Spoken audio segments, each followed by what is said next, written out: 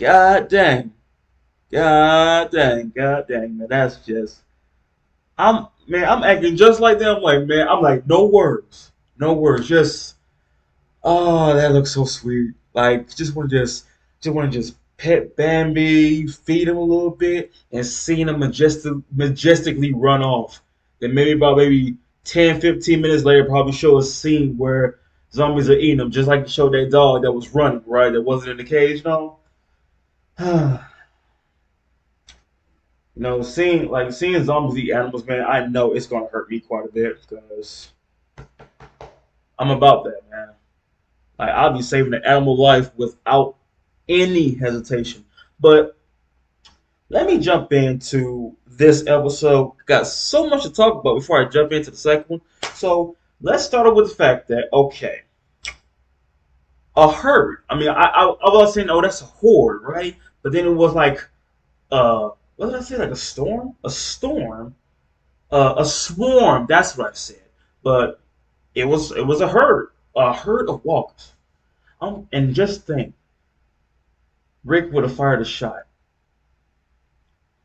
At this point right now, I'm like, look, the only time I will fire a shot is if I'm under attack. But if I see one or two, I'm gonna use my blade. I'm gonna use a sharp object, a sharp weapon to take it out. Because what if a gunshot attracts others? But since, okay, let's say the herd saw us, then we would have been opening fire on every last one of them. But the thing about it is, though, we we will be out of ammo. We'll be out of ammo if all of them came to attack. Like, let's say all of them stand on top of the RV. We would have been, bang, bang, bang, bang. Shut you down, bang, bang. Hit the ground, bang, bang. You know what I mean? But that was a smart thing on Daryl's side. Just, do a cover up, little camouflage. But on so the weakest link right now, since we starting off in season two, is Andrea. So here's the part that kind of got me. One, okay, you're making your gun, right? Even though Shane is doing it, you're learning a little bit and all that. Okay, you're making your gun. There's a walker inside the RV, and I've been like, okay, the moment I would have seen like 20 or 30 people in my peripheral vision, I know that ain't my group because we're no more than 20. So I know, okay, okay, so I'm just gonna, first thing I'm gonna do, close the door. I'm gonna close the door, boom, right? Then hid on the floor while making the gun, right? But option B, Walker would have came in. I would have hid in the bathroom. I would have waited, right? But since she was panicking a little bit that there was a walker like maybe 4 or 5 inches away and everything, and the thing about it is, sound attracts, right? So I would have waited, did some ASMR breathing, did some whole Demon Slayer breathing technique. You know what I'm saying? And hey, I would have been fine. I would have waited until okay, he's gone, right? So now that I see he's gone, I'm gonna be making the gun and all that. Now without panicking and boom. But the fact that she laid some facts on Dale. There's some stuff I do agree is that she wanted to opt out. She wanted to. She thought about it clear. Dale was like, no, you don't get to decide that I can stay here. Like, I mean, if Andrea didn't really care that much about Dale, then Andrea and Dale would have been killed off in season one, right? But she cared. So does Dale. And I've been like, okay, here's another theory right here. Let's say, okay, Andrea, pretty much I mean, in a way, he did kind of force her, though. He kind of talked her out of it. I want to say force. He talked her out of it. He could have, like, she could have pushed him out of the building, you know what I mean? To where it's too late. He'll have to run, but he probably would have went back in, though. But, yeah, I mean, you can't really force someone in her mind. You forced me. All right. I wanted to go out. I lost my sister. I wanted to go out. Okay? I wanted to go out. But no, you told me not to. And you even forced my hand to where I had to save your life. And now what? You want gratitude? I mean, like I said, you can't save everyone. If someone wants to go out, like that guy in the tent, hey, they let them go out. Hey, I chose this. Let me live with it.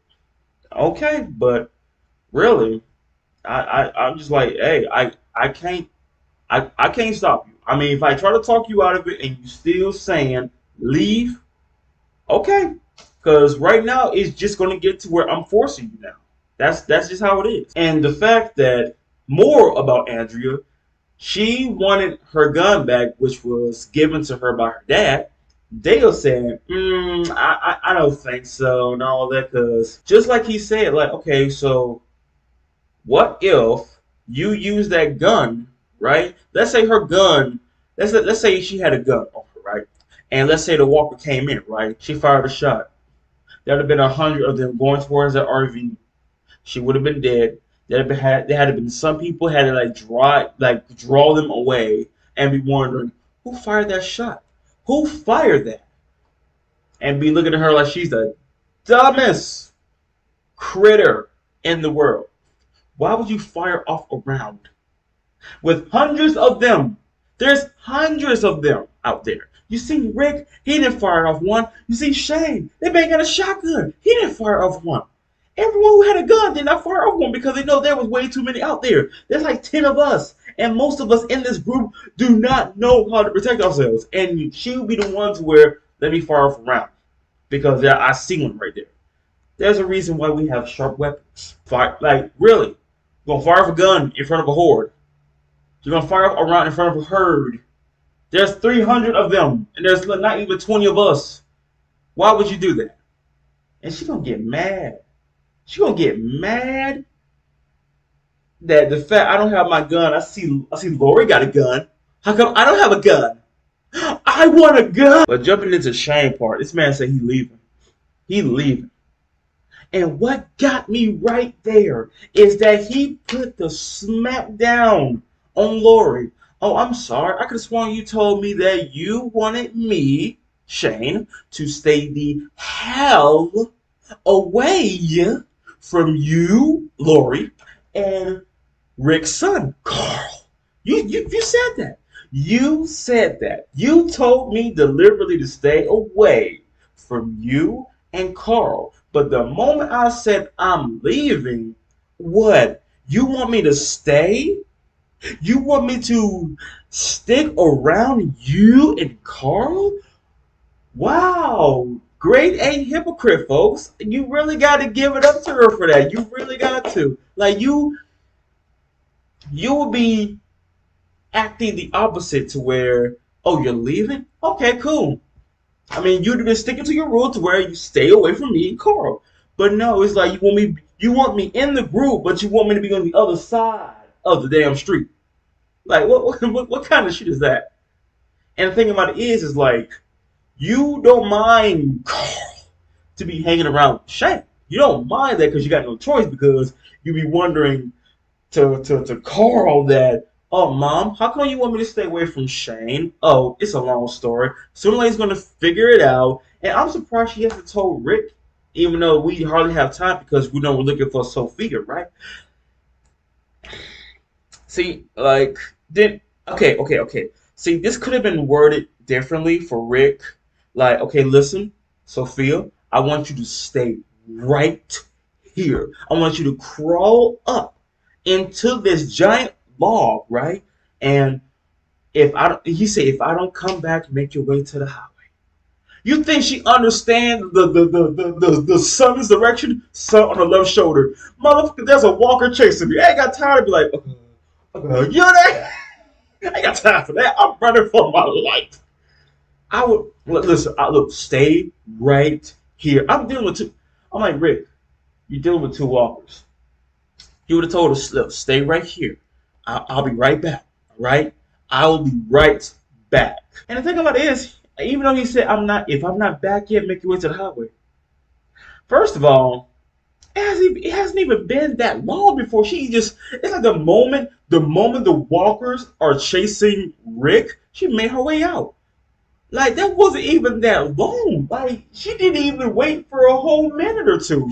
The moment they go, I'm out. Like man, I would my instincts. Even though if I was a kid, I would have stayed and I would have crawled all the way until I can't crawl anymore and stayed right there until someone else is there, a familiar face. That's crazy.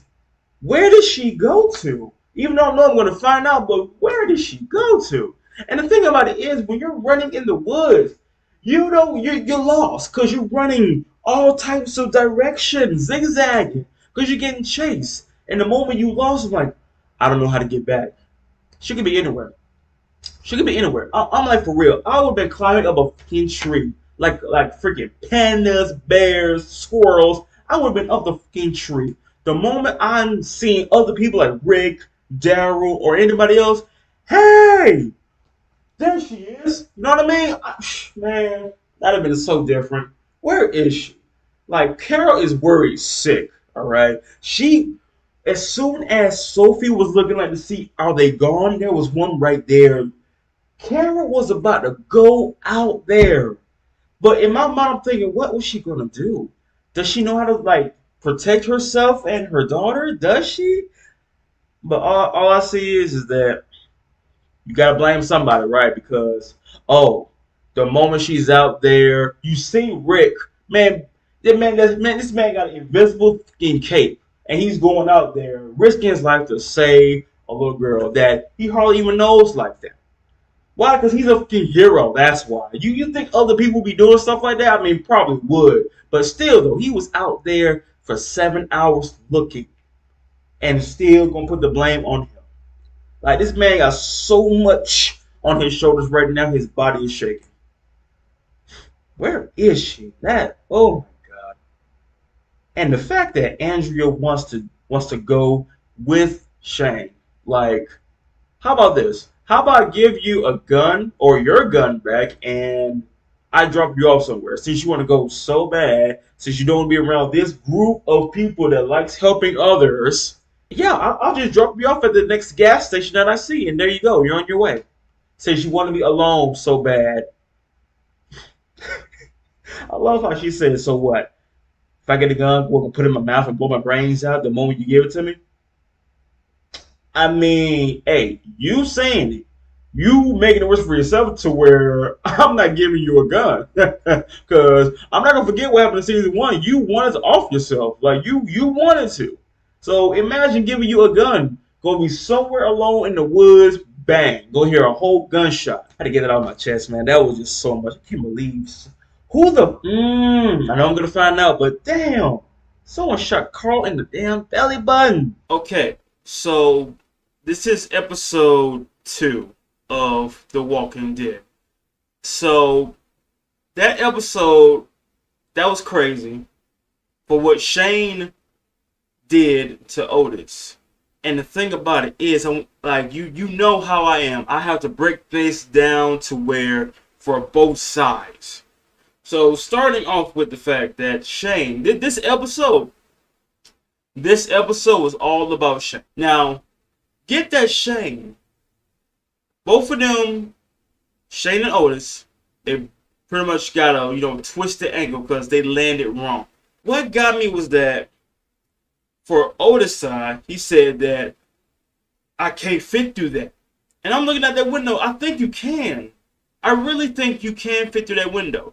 Like, you know those small windows like in the bathroom? You know what I mean? Those type of windows. I can understand that, okay, you can't fit through that. That's understandable. But seeing how that is in the gym, you can fit through that.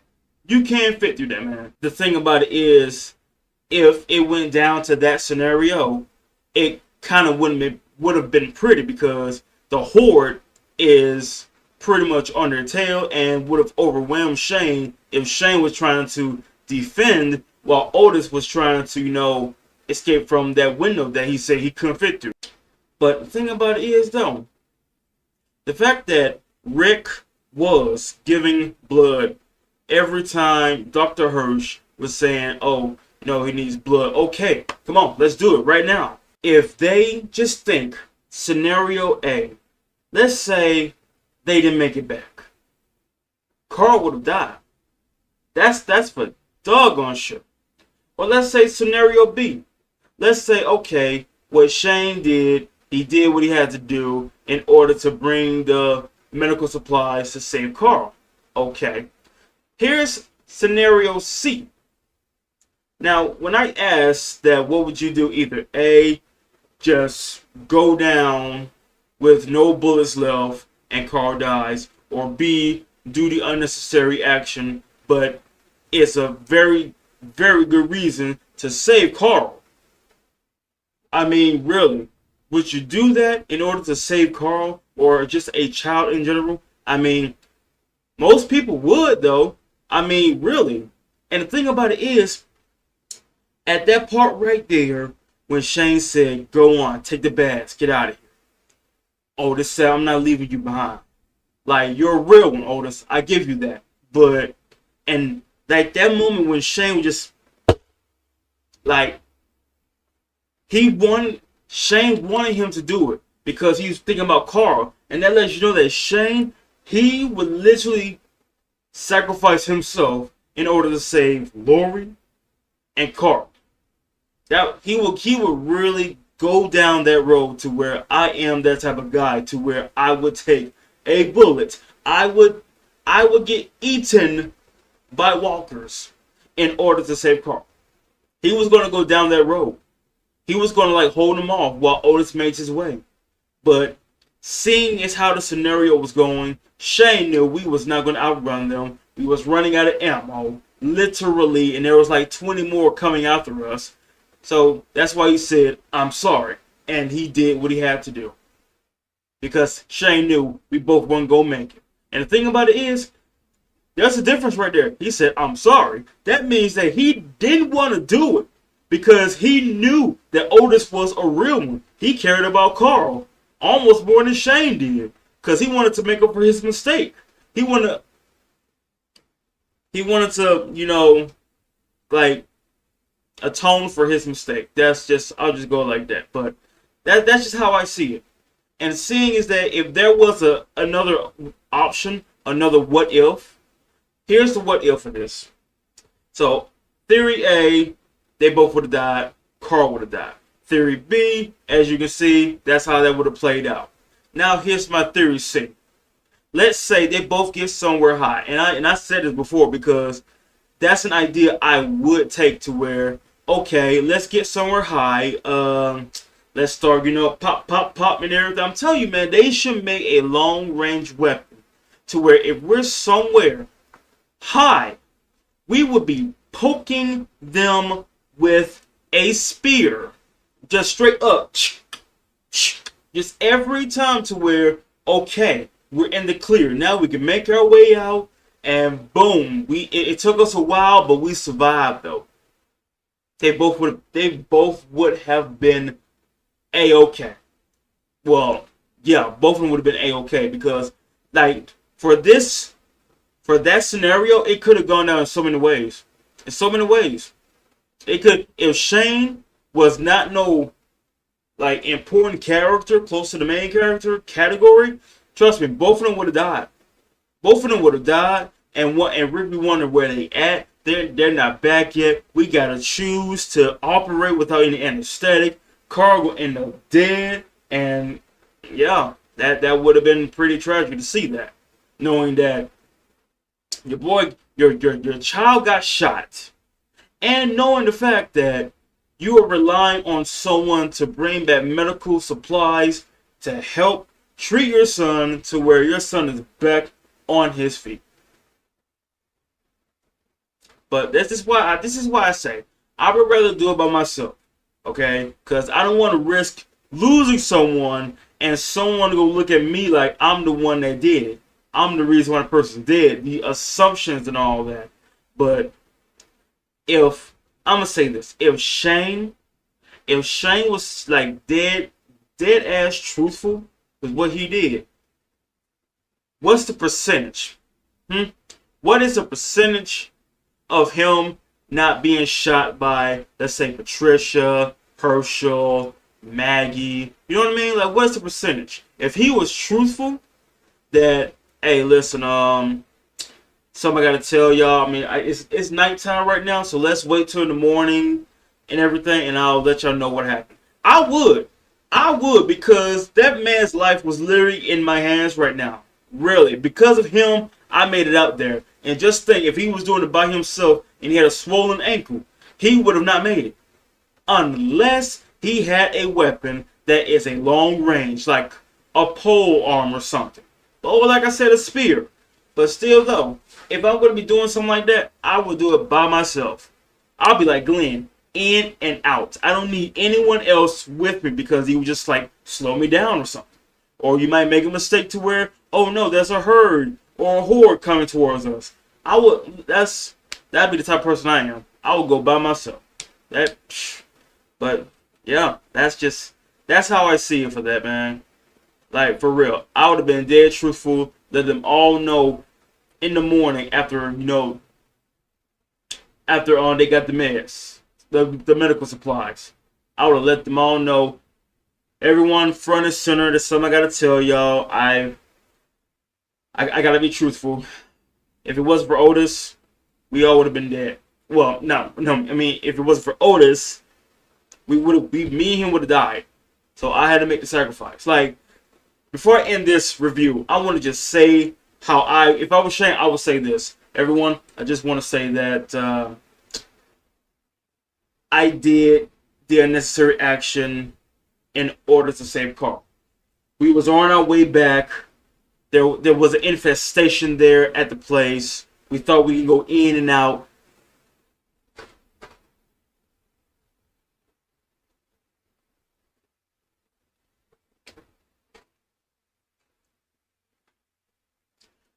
We thought we could go in and out with this operation.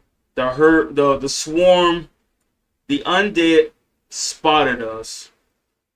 We were just running around. We both hurt our ankles, so we couldn't really run like that. We had few ammos left. I let him know, go on without me. He told me that I'm not leaving you behind. But in my mind, I knew we was not going to make it because we was limping. They was catching up slowly and surely. They would have both killed us. So I did what I had to do. I told him I'm sorry. I shot him in the knee, and I took the meds, the supplies, and got out of there. I mean, really, I had a reason, and you can't tell me it was not a good reason. I did it to save Carl. If I did not do what I had to do, we both would have been dead, and Carl would have been dead. And I'll be asking y'all, do you think that was the right call? Even though it was a tough call, but do you think it was the right call? I did it to save a kid. You can't tell me that even though it was an evil deed, it was a damn good deed. So that's just how I would say it. Alright, so I want to talk about this episode season 2, episode 3. Alright, here's my full breakdown from this episode. So let's say this. Seeing how to start off right, seeing how that it shows Shane, like really shaving his own hair, and I'm just wondering myself, okay. 2, he looked deranged, so I know he did something because I'm not gonna forget that time that he was about to pop Rick in the back of the head with a shot, like really straight up, just like he was ready to do it. If he had a silent suppressor on a gun, I'm telling you, he would do it. Where those two, middle of the woods, no one knows. That's it. No one would know. No one would know. But jumping into this one though. So seeing as how Shane and Otis are trying to get meds to save Carl. Otis, he's trying to what's that word? Attend for his mistake of shooting Carl. And I'm just wondering to myself, at that point, at that episode, I'm like wondering, did he not see Carl? Was he like crouched down to where I didn't see him right there? I don't know. I don't know. But all I know is he's trying to make for his mistake. Okay. That and the thing about it is it's two birds, one stone. Shane doesn't know what, the medications look like, but Otis does. So okay, Otis and Shane go. So once they got to the place, they seen, okay, there's walkers there, like a whole infestation, just basically, right? Steady decay, right? Now, here's one thing that kind of got me. As soon as Shane was letting Otis know, hey, there's a window right over there. Oh, I can't fit through that. What do you mean? What do you mean? You can't fit through there. That window was big enough to where you can really squeeze through there. I could understand if it was like one of those really small windows to where you just open, let air come in, but that was a window to where you could fit through that. You could literally leap through that window. You really can. You really can. But okay, sure. But that part kind of bugged me a bit because you really can. Like I'm so serious. And here's the thing too that just gets me. Now I know that you're using a gun against walkers, right? Because that's pretty much all you got. But you would think that, well, let's do something silently, like, oh, I don't know, since we're in a building, we can find some type of, I don't know, a knife or something, you know what I mean? Something. Maybe something, That's why I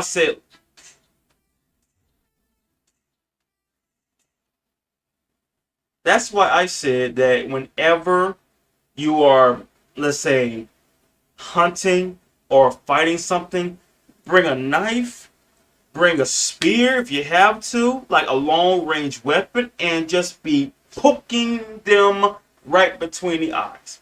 And let's say they had a long range weapon to where look, they was on the bleachers. They was on the bleachers, right? And here's a what if. Let's say, okay, we're being chased by a horde, right? And let's say, okay, we're somewhere high ground to where they can't reach us. We got a long range weapon, poking them one by one to where we can actually walk out of there. Even though, okay, we're limping, we got a busted ankle. Okay, as long as we're not being chased, we can make our way out, and boom, we both survive. We're just bruised in the ankle. That's it. Okay, sure. Because on that part right there, they only had 10. They had 10 bullets. All right. It clearly was not enough for a horde. That was power speed walking. Okay, they're limping. They're tired. And here now the part where Shane told Otis, "Take the bags and go. We are not going to make it. Take the bags and go." Otis said, "I'm not leaving you behind." Okay, Otis, your will. I give you points for that, man. But we're doing this to save a kid. Alright? We're doing this to save a kid. And I totally understand that, hey, you go, I'll hold them off or something. You know what I'm saying? Like, one of those going out in a blaze of glory type sacrifice. I get it. But the fact that he shot him in the whole kneecap. He shot him in the kneecap. Like, oh. And Shane knew. Shane knew we was not going to make it. He said it twice. He even thought about it like, I'm running out of bullets. I only got one left. And they're still chasing us. They're going to catch up to us in no time. I mean, I'm like, that's the theory. That's just to ask. What would you do? What would you do if you was in Shane's situation? Like, please let me know. What would you do if you was in Shane's situation to where I'm down to one bullet, I can't run. They're getting closer. What? And our escape vehicle is like 10 to 15 meters away. Like we're not going to make it. Like by the time we even get to the car, it's like really they're going to get us. They're going to get us. I just look. I understand Shane was doing this to save Carl. And the thing, and you see when he said I'm sorry. You see when he said I'm sorry, because like I don't want to do this. You are a really swell guy to where you're trying to make up for your mistake for accidentally shooting Carl. I mean, like real, and plus you don't, and you're the type of guy to where I'm not leaving you behind. I can understand if like okay, see you and everything, but he said I'm not leaving you behind. I'm not leaving you behind. All right, I'm trying to make my mistake for shooting that guy's kid. I'm here to clean up my mistake, and that is one way of doing it. But damn, I mean, like okay, let's say, like like for real, this all could have been avoided if they would have had a long range weapon, a spear, a spear. That's all I'm saying. If they had a spear, hey, look, I'm gonna go somewhere high ground. You go somewhere high ground, or you come with me, and we just be, you know. I mean, just, you know. I mean, just it just bothers me. It bothers me that that would have been a solution to avoid it. Now, jumping into Andrea's part. Now, okay, she's still upset at Dale because, well, you took my gun. That gun was from my father, and you treated me like a child.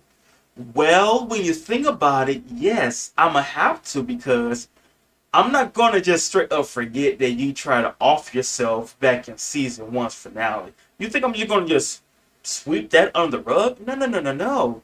I have to watch you, and that's the thing too. When you have someone like that in a group, you have to watch them because they can walk off somewhere and you won't see them again. And by the time you go check up on that person, you'll be just like that guy that hanged himself in the tree when Daryl and Andrea saw. You just like that. Just straight up in yourself in one way without no one knowing. So yeah, I have to watch you like a child.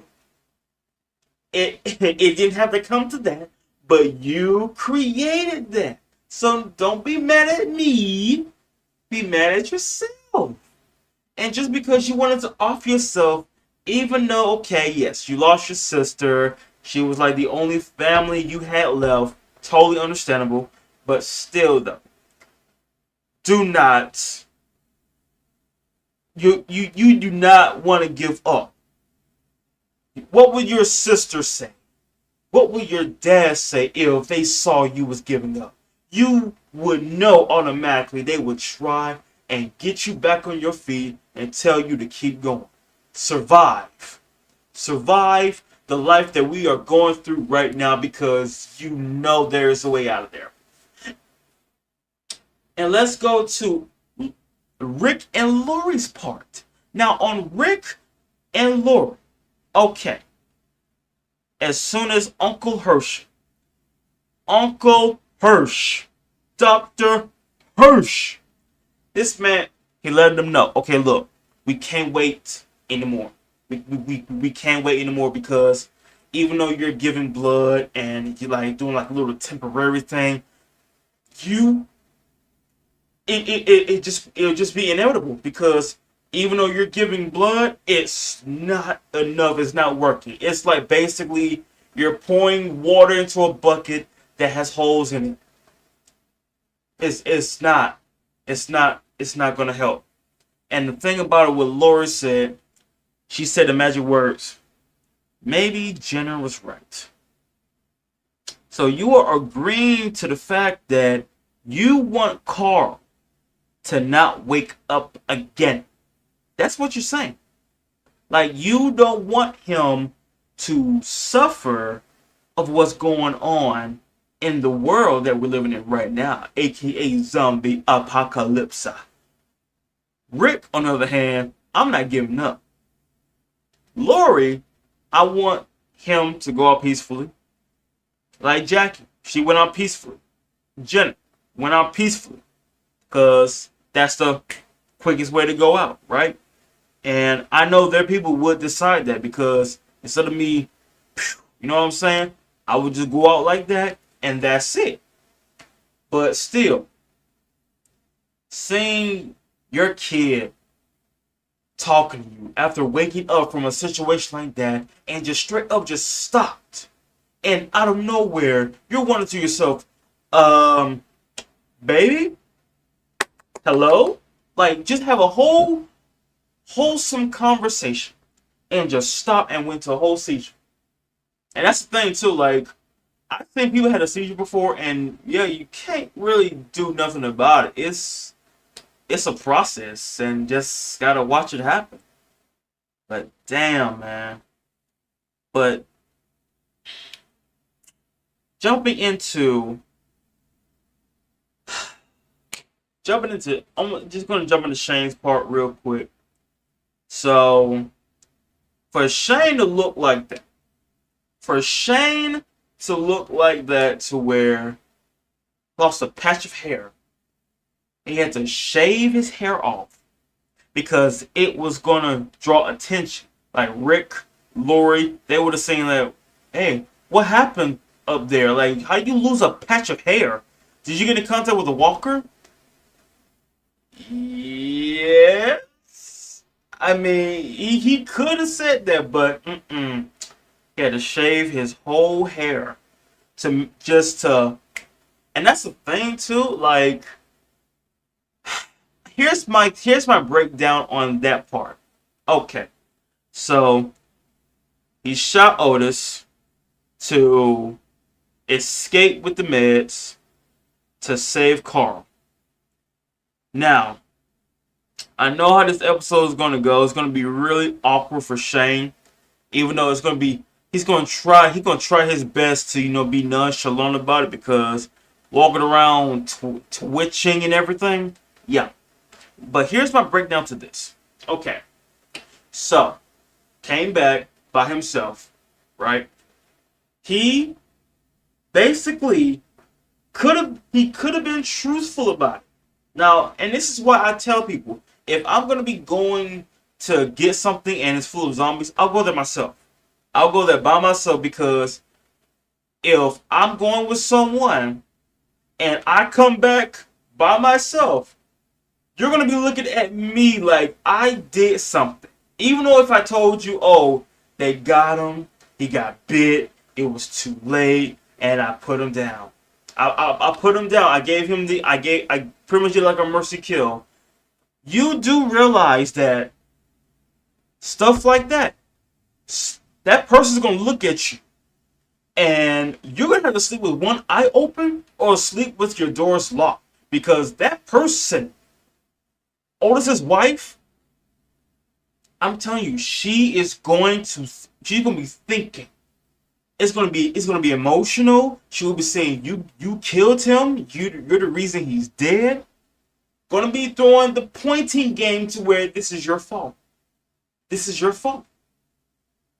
I mean, I'm just saying, 'cause I've seen shows like this before to where that's what will happen. They will put the blame on you. That's why I'll go by myself and get it done.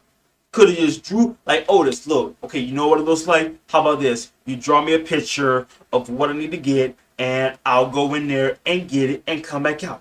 There you go. There you go. Otis is back home. Otis is still home, and I'm making my way back. Hey, I got the goods right here. Boom. I'm just saying, because I know for a fact that if Shane was truthful and told them what happened, I know for a fact either Maggie or Otis's wife or maybe Herschel would have popped a cap in his brain cells. Not in his ass, in his brain cells, because you did what? But here's the crazy part about it. There was a good reason why he had to do what he had to do. He had to save Carl. They both was going to die. And still, like I said, what would you do? What would you do? But yeah, that's just like I look. If I had to be truthful, I would be very detailed of what happened. Like Mrs. Otis, Maggie, Herschel, even Rick. Listen, there's something I gotta let y'all know. I'm gonna let y'all know tomorrow. I don't know. I would let them know tonight. Like the moment I came back, or after Carl was stabilized, I would have let them know in the room. And to make it even better, I would put the gun right there on the table. I would put the gun right there on the table and letting them know what happened from every single detail that happened. We was there. Our ankles, our ankle was cracked, so we couldn't run. There was a horde chasing us. We was down to literally under 10 bullets, and there was a horde chasing us. They was literally this. They was this close from reaching us, and I specifically told Otis, here, take the bags, go on without me. He said, I'm not leaving you behind. And I was like I brought it out there. He said he wasn't gonna leave me behind. So I'm like, damn, why did you just take the bags and go? So we was down to the last bullet. I told him I was sorry, and I shot him in the kneecap, and I took the bags and go. And plus for the hair, yeah, he took a patch of hair off, because of course I did what I had to do. But the only reason I did it was to save Carl. Now think of it like this. We never came back. We never would have came back. Okay? We both would have been dead by now. Carl would have been dead too. So I did it for a damn good reason. I saved a kid's life, even though I had to make a sacrifice. I'm telling you, that's the best reason why I did it. Now you know doggone well Shane would have never shot him if their ankles was not broke. You know he wouldn't, because he knew that you're a good man. You're attending for you're trying to clean your mistakes. I can understand if he stayed there or probably didn't give a damn about it, but no, he went there with him to help him attend for his mistakes of shooting Carl, and he did. He did. Even still, he was a real one. He did not want to leave Shane behind. I'm not leaving you behind. Come on, get up. We're getting out of here together. So I don't blame him. I don't blame Shane. I'm not mad at him about that. But it's like on one part, I am a little disappointed that it had to go out like that. But on the other side, he did what he had to do to save Carl. So I'm not. I can understand if Shane did it out of spite. But no, he did it because he had to. You see, he man said, I'm sorry. It's gonna get awkward for Shane. That I know. But I just want to know who's gonna find out. Who's gonna find out? That's my question. Okay, so to talk about season 2, episode 4, right? Now, here's some things that I want to get off my chest on this one. There's some things I saw that kind of bugged me. So let's start with number 1. Andrea, how dare you gonna say we need live bait and then going to instantly look at Glenn? Like, no. I would have been like, first of all, who weighs the least, the smallest? Who weighs the leastest of this group? Because we all know that Shane ain't going down there. We're not sending Dale down there. Well, I know damn well we ain't sending T-Dog down there. So now, we could send Lori, but that would kind of be a dumb idea because, Rick would be like, what the f*** y'all doing? So, nah, Andrea, you go down there. You made this plan. You're not going to look at someone else and be like, no. That ain't happening. But what got me was that how in the world Glenn managed to do that? Wasn't he dangling? And that fucking mutated bottle feeder was trying to grab his shoes and all that. How did you get that on him, Glenn? What kind of magic did you use, my guy? Like, I'm just that. Hey, props to you. I mean, this man, for real. Glenn is a magician. Glenn is a MVP. Glenn is a clutch. Glenn is the ace in the hole. Okay, like whenever we have a problem, Glenn, what is your idea? I even Rick was like, he's the go-to expert. Like, yes, he is. Cause the fact that you trying to get out, your arms up here, but your feet down there dangling. As soon as they said back to the drawing board, I guess not. Like, how? How did you do that? Like, damn, what can you not do, Glenn? And the fact that the man got laid, I'm so proud of him. I'm so proud of him that after everything he's been through in this season and a half so far, he finally got an award. And I ain't gonna lie, I thought Maggie was joking. Like, the fact my bag, what you got to, nothing. Nothing. Condoms. I mean, Maggie went straight to the point. I'm thinking, you're pulling my leg, aren't you? But she was getting ready. I'm like, well, shit, let me get ready. But the thing about it is, though, now, on one side, Herschel said, find that girl. That part right there, that okay. She's not there. And I was throwing out what ifs to where, what if she was there? What if she was upstairs? It's like sleeping. As soon as Rick was like saying, hey, listen, trying to find this girl, Sophia, so that way, you know, Carol, Sophia, reunited, happy ending, right? But as soon as Herschel said, I'm like, okay, so she's not there. But what got me was that Herschel said, okay, what about that barn over there? Oh, no.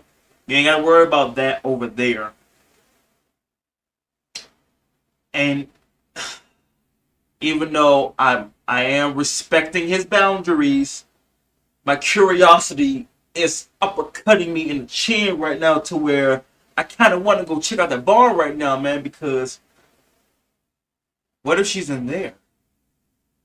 But that would be kind of crazy because, well, one, it looks like it's locked, so I can understand if that barn was like, let's say, it was open or something. Okay, cool, but you really got me curious, Herschel. You really got me curious, man, because now I kind of want to check the barn out. I really do. But going to Andrew. Okay. Seeing how she needs to learn how to shoot, and not only learn how to shoot, you need to learn how to use a weapon that doesn't make noise. Like what Tito says, I'm so glad someone didn't fire a round. It's like he said that to make sure Andrew heard that, cause somebody shooting at one walker to where now we got 20 plus more coming this way. Now here's the part right here on Rick's side. Now, even though Rick is looking for Sophia, I call her Sophie for short, so yeah. Even though Rick is looking for her, I would not be surprised if he checked that barn. Because after what Herschel told him, I would not be surprised if I was to check that barn.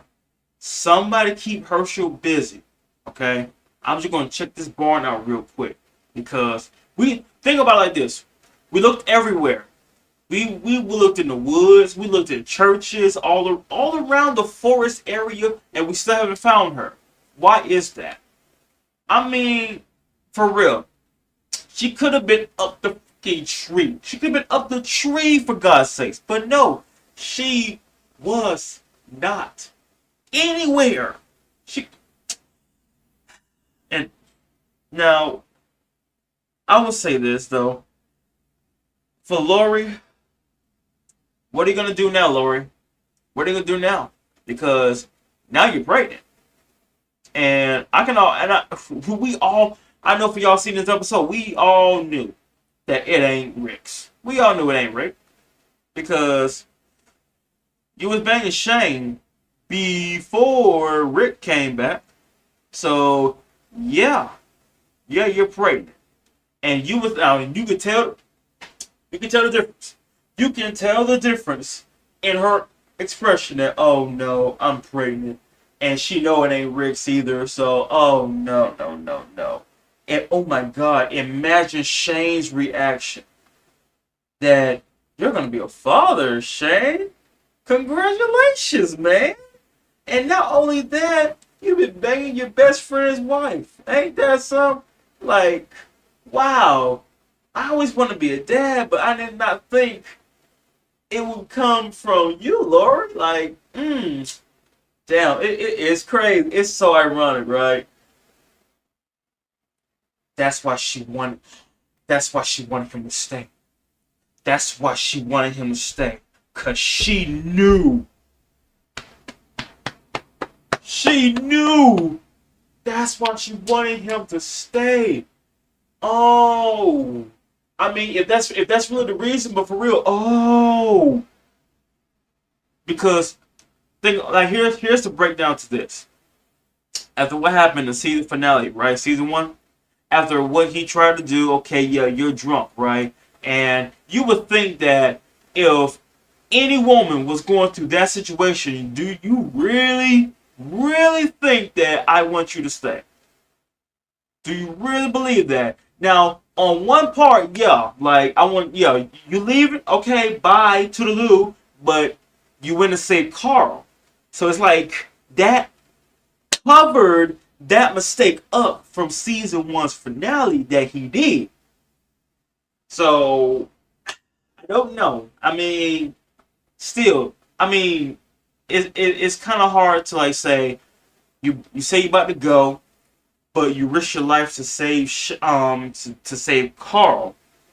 So because if it wasn't for you, if it wasn't for you, Carl would have been dead. If it wasn't for Otis, both of y'all would have been dead, and Carl would have been dead.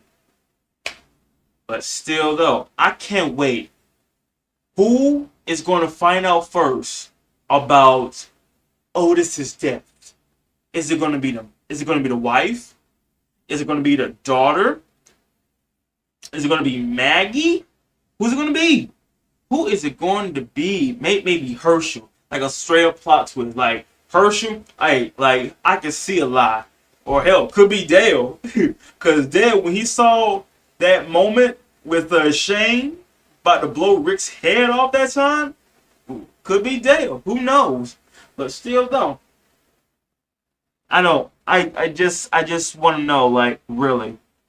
It's like a for real, like Steve Harvey type, Family Feud type game. Who finds out?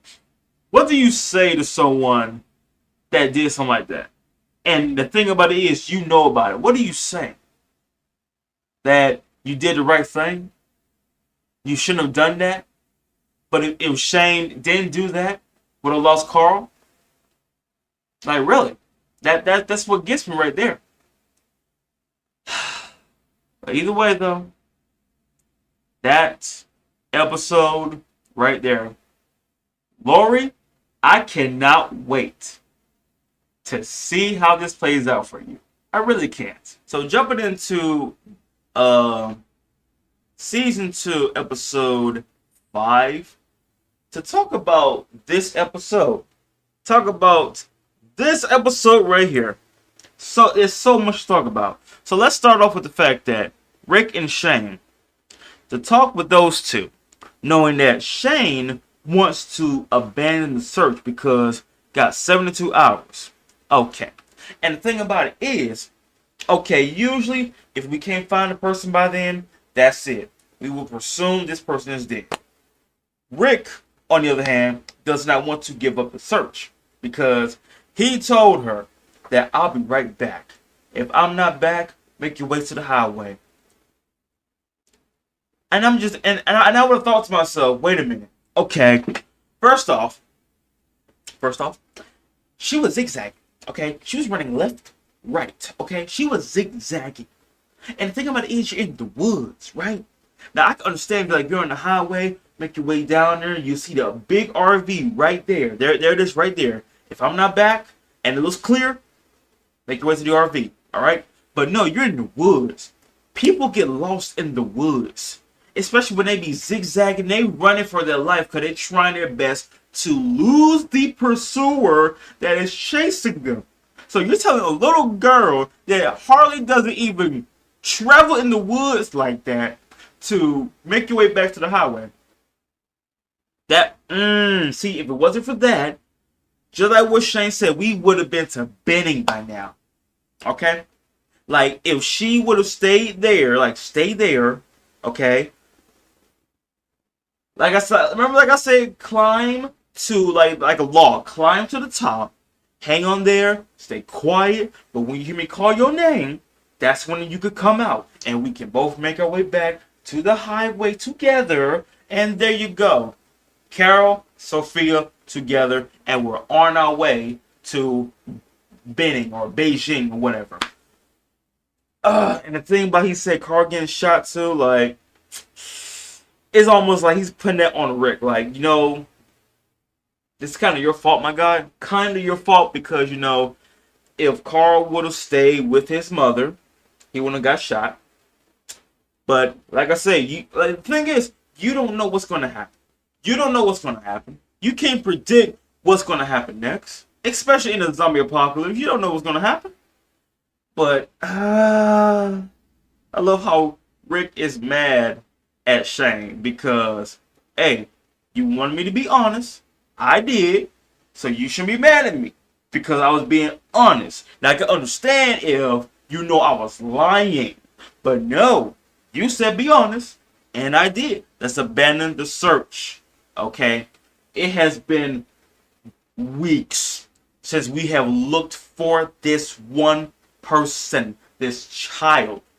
And I can understand Rick, he's not giving up. Because he's the last person that saw her. I would have told her to stay right there. Or better yet, do you know how to climb a fucking tree? If you know how to climb a tree, climb a tree. And at least I know if I see some walkers or something doing this or whatever, I know, okay, you're up there. Got you. And come down, boom, caught you. But no. Oh man. And the fact that even Shane told Lori, like, look, all I care about is you and Carl. Even when it comes to, like, abandoning a child, yeah, I would do that. Like, yeah, I would. Like, yep, that kind of makes you the bad guy on that one. Because I can understand, like, abandoning someone, okay, sure. We people abandon adults all the time because they know better. They know how to get back. But a child in the woods? Come on. Even I would know better than that, man. You can't abandon a child in the woods. They don't know left from right like that. Especially when there's walkers in the woods too. And the fact that jumping into Daryl, talking to his brother, like straight up, like I hit my head, I'm seeing things, seeing my brother, and Merle was reminding him that, so your friends was Rick, the same guy that handcuffed me to the roof.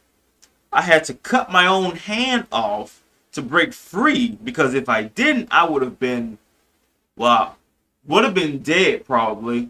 God knows how long it would have took for them to come and save him, but probably wouldn't know that. Okay, they probably broke the door down or something, right? You wouldn't know that, but he did to escape. And the thing about it is, like, even though he saw the van, he could have waited. He like, okay, there's a van here. Maybe someone may be driving it. I don't know, but maybe like, okay, I have a gun. If it's someone I don't know, okay, I'll probably shoot him because I don't know them like that. But if it's Rick, Daryl, T-Dog, Glenn, okay, sure, no problem. I found my baby brother. But he had to remind him that you're working with someone that handcuffed me and left me on the roof and had to cut my own hand off. You're working with that person. But the fact that Murr was saying that no one gonna love you except me, are you sure? I mean, I get it that you haven't really been around people like that, and the fact that your attitude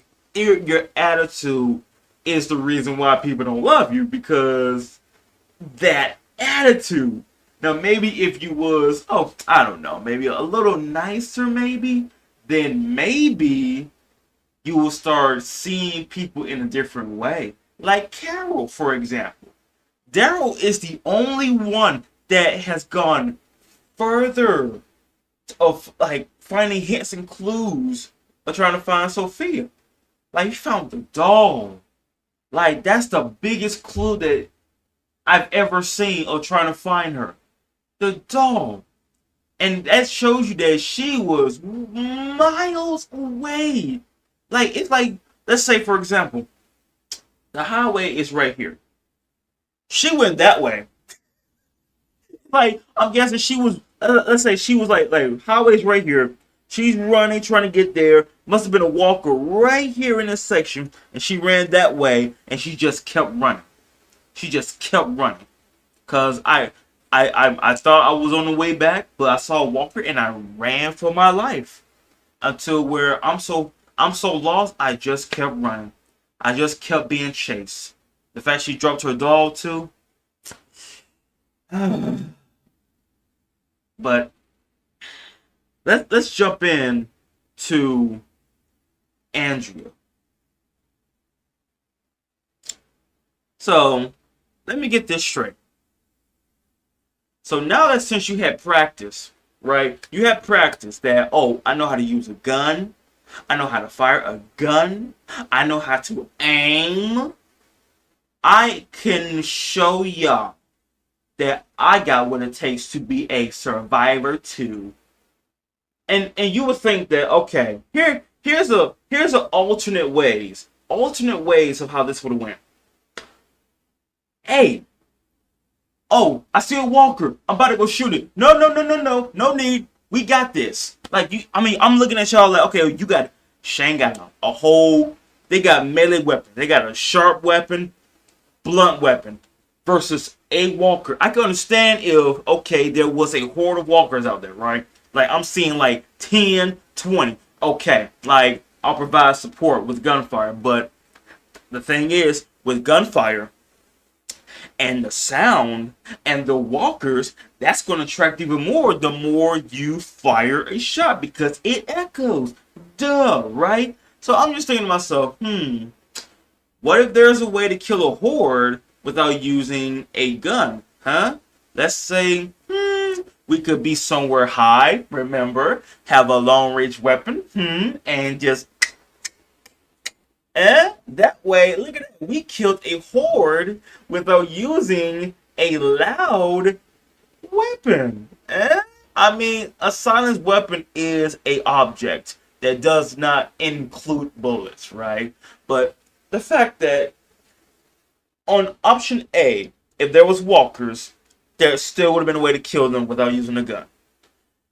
Option B, for the alternate way,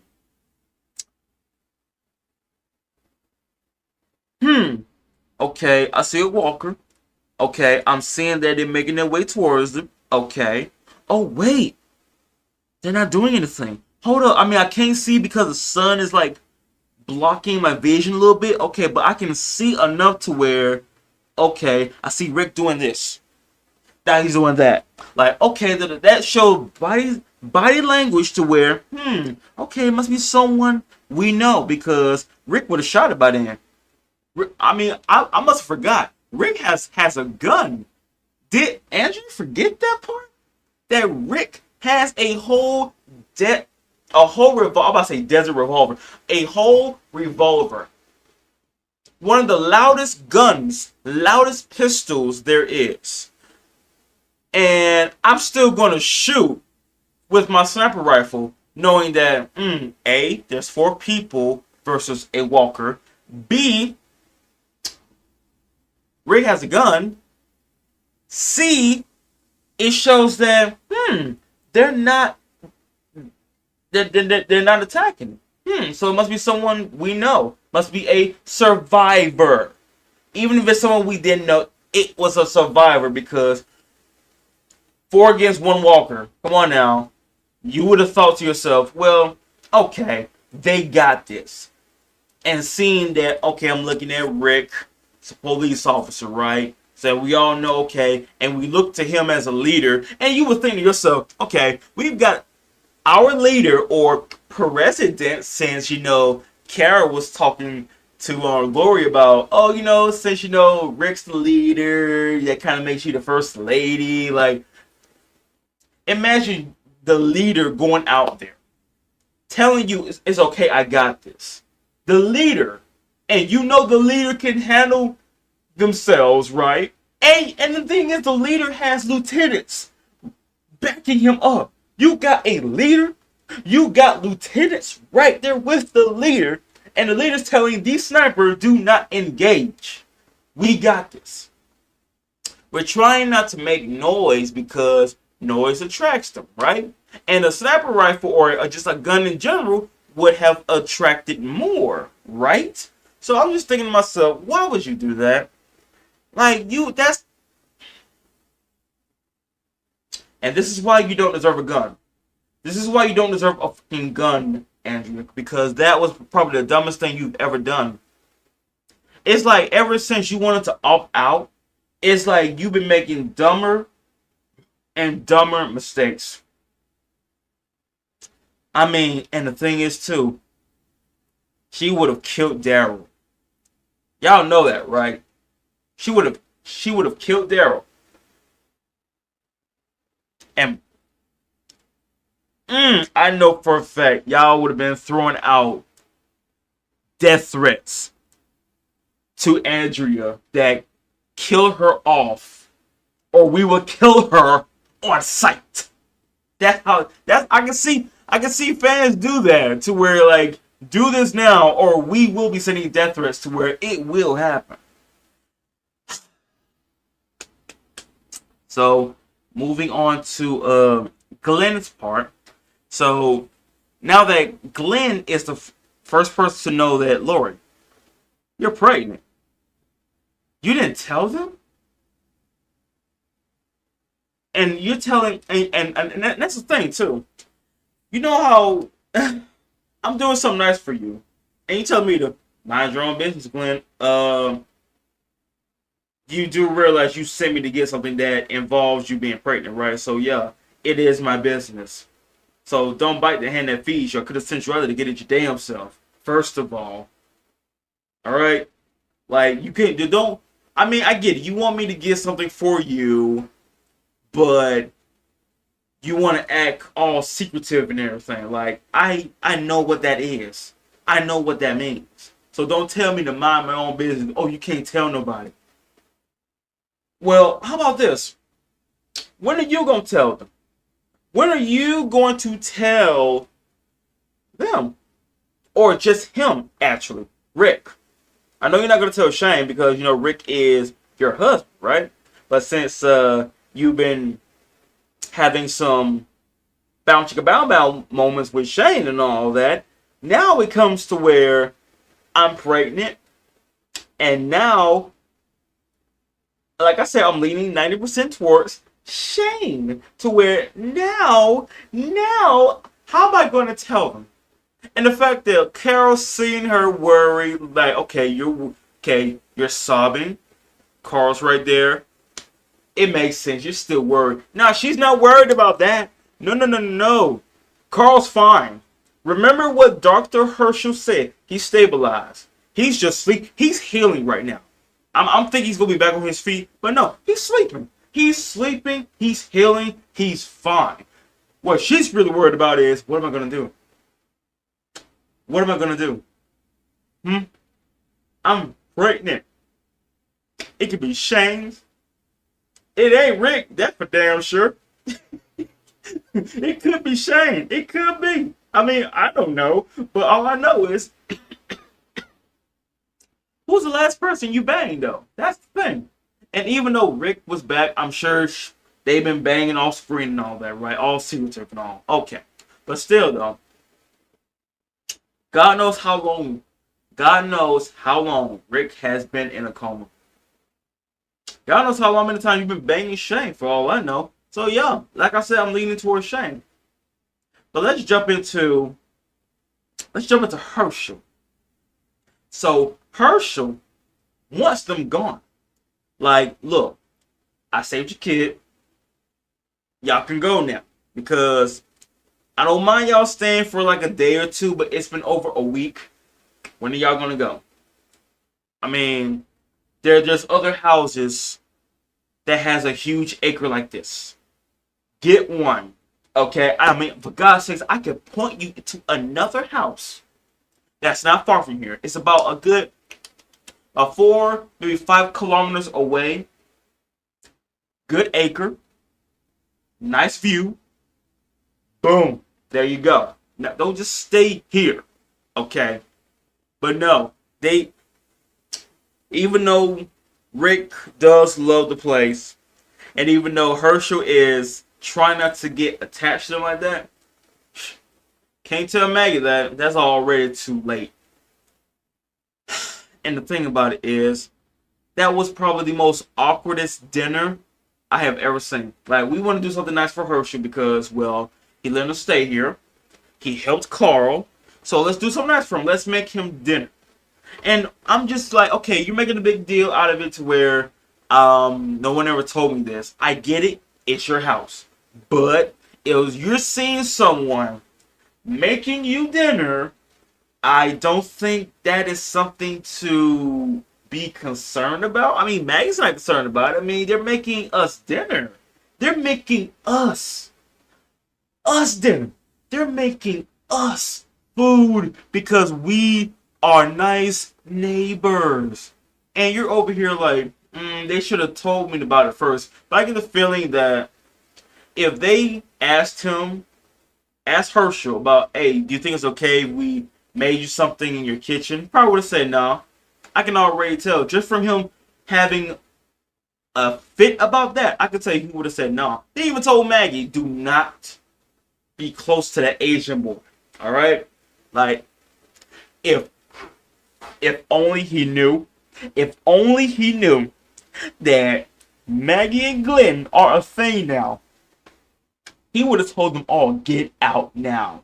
Your Asian boy has sex with my little girl. And even Dale was like, what were you thinking? You just banged the hostess daughter.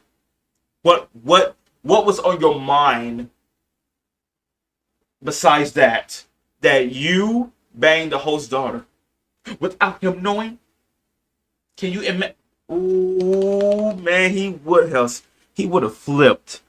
This man, Herschel, would have been turned red like a cherry and would have exploded. Knowing that not only y'all are just being a little too comfortable here, but you got so comfortable that you banged my daughter? Really? But the fact they're passing notes like it's high school. And you see, now, did you see how Herschel was looking at Glenn? Like, man, if you don't shut the fuck. Like, I don't want to hear you talk. I already find suspicious of you being around my daughter a little too much right now. But for real, you can't stop her. Hersh, she's a grown woman. She has her needs. She has her wants. And what she needed was some quality time with a guy that is around her age. So I can understand that. Especially in the apocalypse to where you need to blow off some steam sexually. So, yeah. I mean, hey, she came down and said it. I didn't make my move on her. I did not. She did. I mean, who? Why would you stop that? Why would you stop that? If someone of the opposite sex, or just anyone in general, just really just wanted to do it. Wow. Hey, that's all I'm saying. Like, if someone wanted to do it, okay. I mean, I can understand if you're the one trying to go for it and you fail miserably, but if the person that you want to do it wants to do it with you, and there you go. But jumping into Glenn, my man here literally found the barn. Cause as soon as she said tonight, where? Like, like, hey, cause we can't do it in the house. We can't do it in the house because everyone's, there. But he said the barn, the hay. She knew exactly the hay. Oh my God. And I'm just wondering, what's in that barn? Cause when Herschel said that, we don't go to the barn. Just pretty much that's off limits. I'm surprised Glenn, his mind must have been really, really in the gutter to where I'm about to give me some sweet, sweet poon again that I didn't even realize that, okay, there's a lock here, but I didn't see this barricade wooden giant plank board right here. And one on the backside too. So that I'm not even worried about that. I'm trying to get down and dirty. Alright, so The Walking Dead, episode 6 for this season.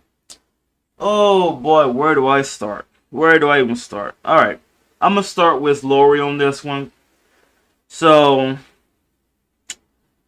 the one part, well, there are some parts that did piss me off about Lori, and I'm going to drop the ball on the breakdown about that. So, the first part is, okay, you send someone, well, no, first off, you are mad at Rick because you should not keep secrets from me, right? Okay. So like I said, everyone has secrets, right? Even when you're married, everyone has secrets because if told you everything, that will cause a problem, especially if it's something to where it's not a problem to me, but it's a big problem to you. So that's why there's secrets. Or in a more polite way, it's something for you not to worry about. If it's a problem, like let's say Carl, yeah, I will tell you about it. Just like that time he got shot, I let it you know. You know, do you see what I mean? Or the fact that like trying to look for Sophia, I will let you know about that. Like, hey, I'm about to go find Sophia. I'm about to go to this part of the woods, this part of the road, and find her. I'll be right back. You know what I mean? But if it's something to where I got this. That means that, okay, you got this. Okay, I trust you. It's the fact that she don't trust him. She don't trust him. Like, if I tell you, I got this. I got this. But yeah, you're still trying to jump into the situation to where I'm trying to get it under control. That means you don't trust me. If I say I got it, I got it. I get it, you're trying to help, but I'm telling you, I got it. Where is the trust at? So on that part, when she said that you should keep secrets from me, where was the part about you telling him? Even Glenn asked you twice. You didn't tell him? You didn't tell him yet? And the thing about Dale, when Dale told her, when Lori told Dale that, it's Rick's. So what's the problem? Shouldn't you not be excited? Shouldn't you be happy that, okay, it's my husband's child? And I'm like wondering to myself, wait a minute. That should be good news. That, okay,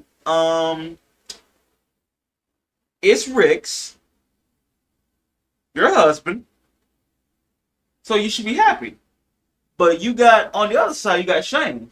And the thing about it is, let's go back to the part that in the season 1 finale, he was drunk, and we all know when someone is drunk, their true self comes out, right? and seeing that he was trying to get all up in that French fry over there, you still want him to stay. Why? Because of Carl?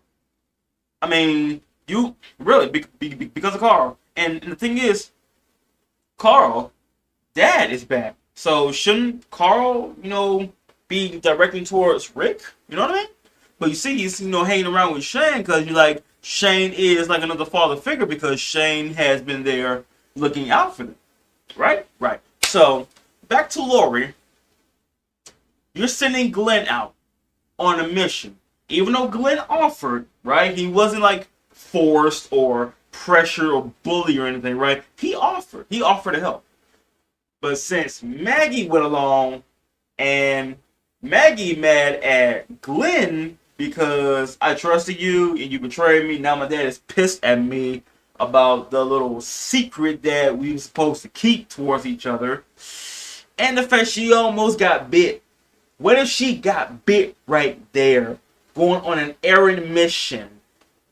And the thing about it, she knew, because since Lori gave him the secret pass, the secret message and everything, the secret things to pick up, and Lori gonna send some. I'm not like for real. Look, if I want to get some, I'll do it myself. I'm not gonna send somebody else to get something for me. All right, and I know that okay. Lori, she's going out to pick some up. Hey, look, Glenn is with her. And I'm just wondering to myself, why is Maggie going with Glenn? I mean, I'm like, okay, Maggie, you stay here, right? I'm gonna go pick some up. I'm gonna go with Lori. And look, here's another way that'll make sense. Hey, Glenn, do you think you can come with me to pick some up? You know what I mean? Like just between us and all that. That way, okay, like Rick will see that Lori's going to pick something up, and he said go into pairs, right? And you're going with Glenn? Oh, that's no problem because Glenn is that guy. Glenn is that ace in the hole to where you're fine, you're good. I mean, he good observation and everything. Hey, okay, cool.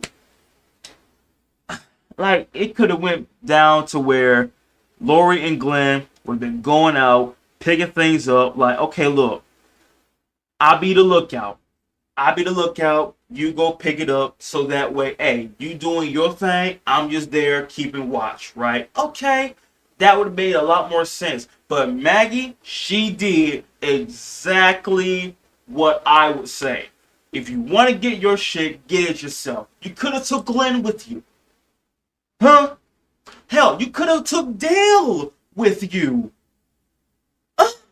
I mean, an extra pair of eyes would not be a big deal. Look, I'm just going to pick some up. Can you come with me? I'll get it myself. I just need an extra lookout. No problem. I would have went with her.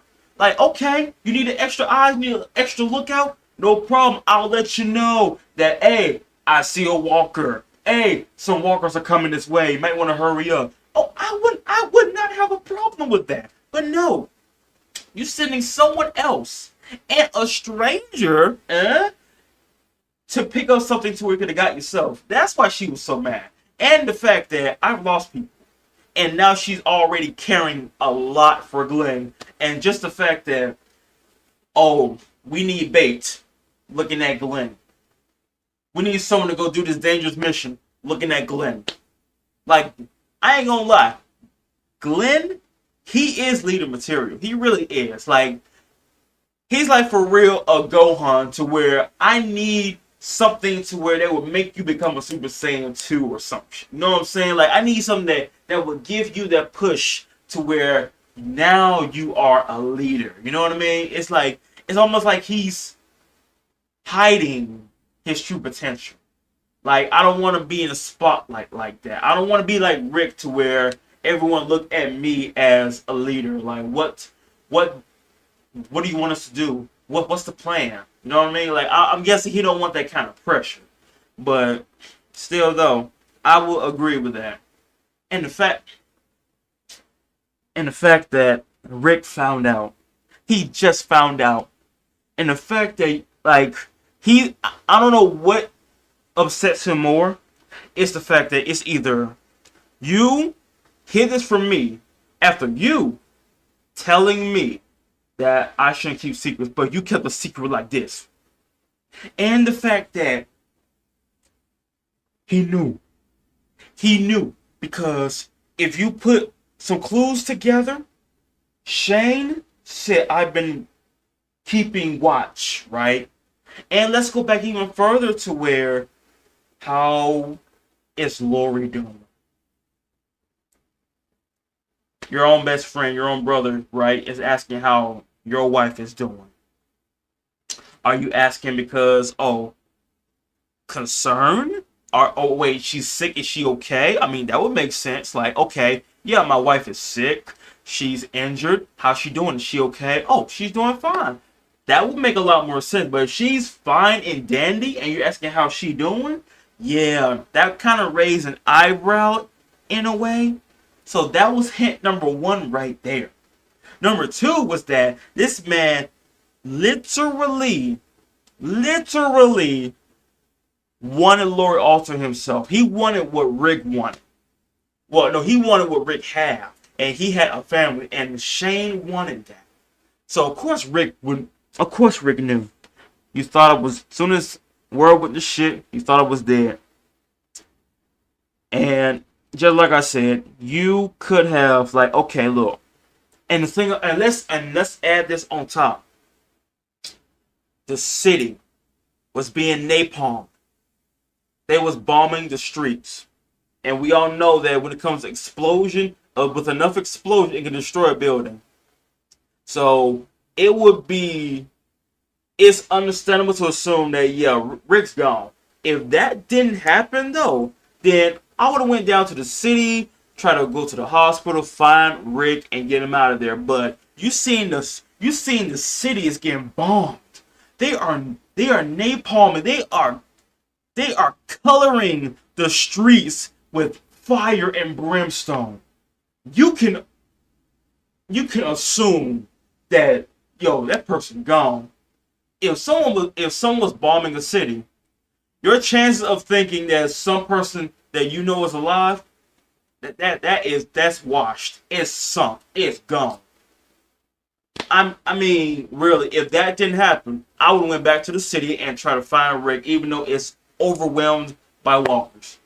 But I'm not gonna just skip past the fact that this Herschel's wife, no, Herschel's partner, Patricia, yeah, she feeding the walkers. Because the walkers are the people that used to live on the farm. So when Herschel said that, you know, my family is in that barn, there's still people.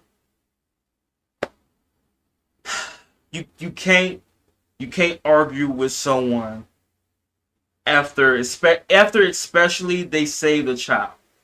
Like, he saved Carl. Okay? And even though you know something like that, and him saying that my family's in there, my loved ones are in there. There's still people. You can't talk people out of that. You got people like that. You can't talk them out of that. Like, oh God. Oh, that's a dark secret. I'm thinking like, yo, these people are weird. They got a whole horde of walkers in there. Why? And this woman is feeding them. You're feeding them chicken. Their babies gonna be wondering, where's my mama at? They're feeding them chicken. She's feeding them in general. Now I know why. At first I'm like, why are you feeding them? They think they're still people. You got people literally thinking that, I know my brother's in there. I know he's still in there.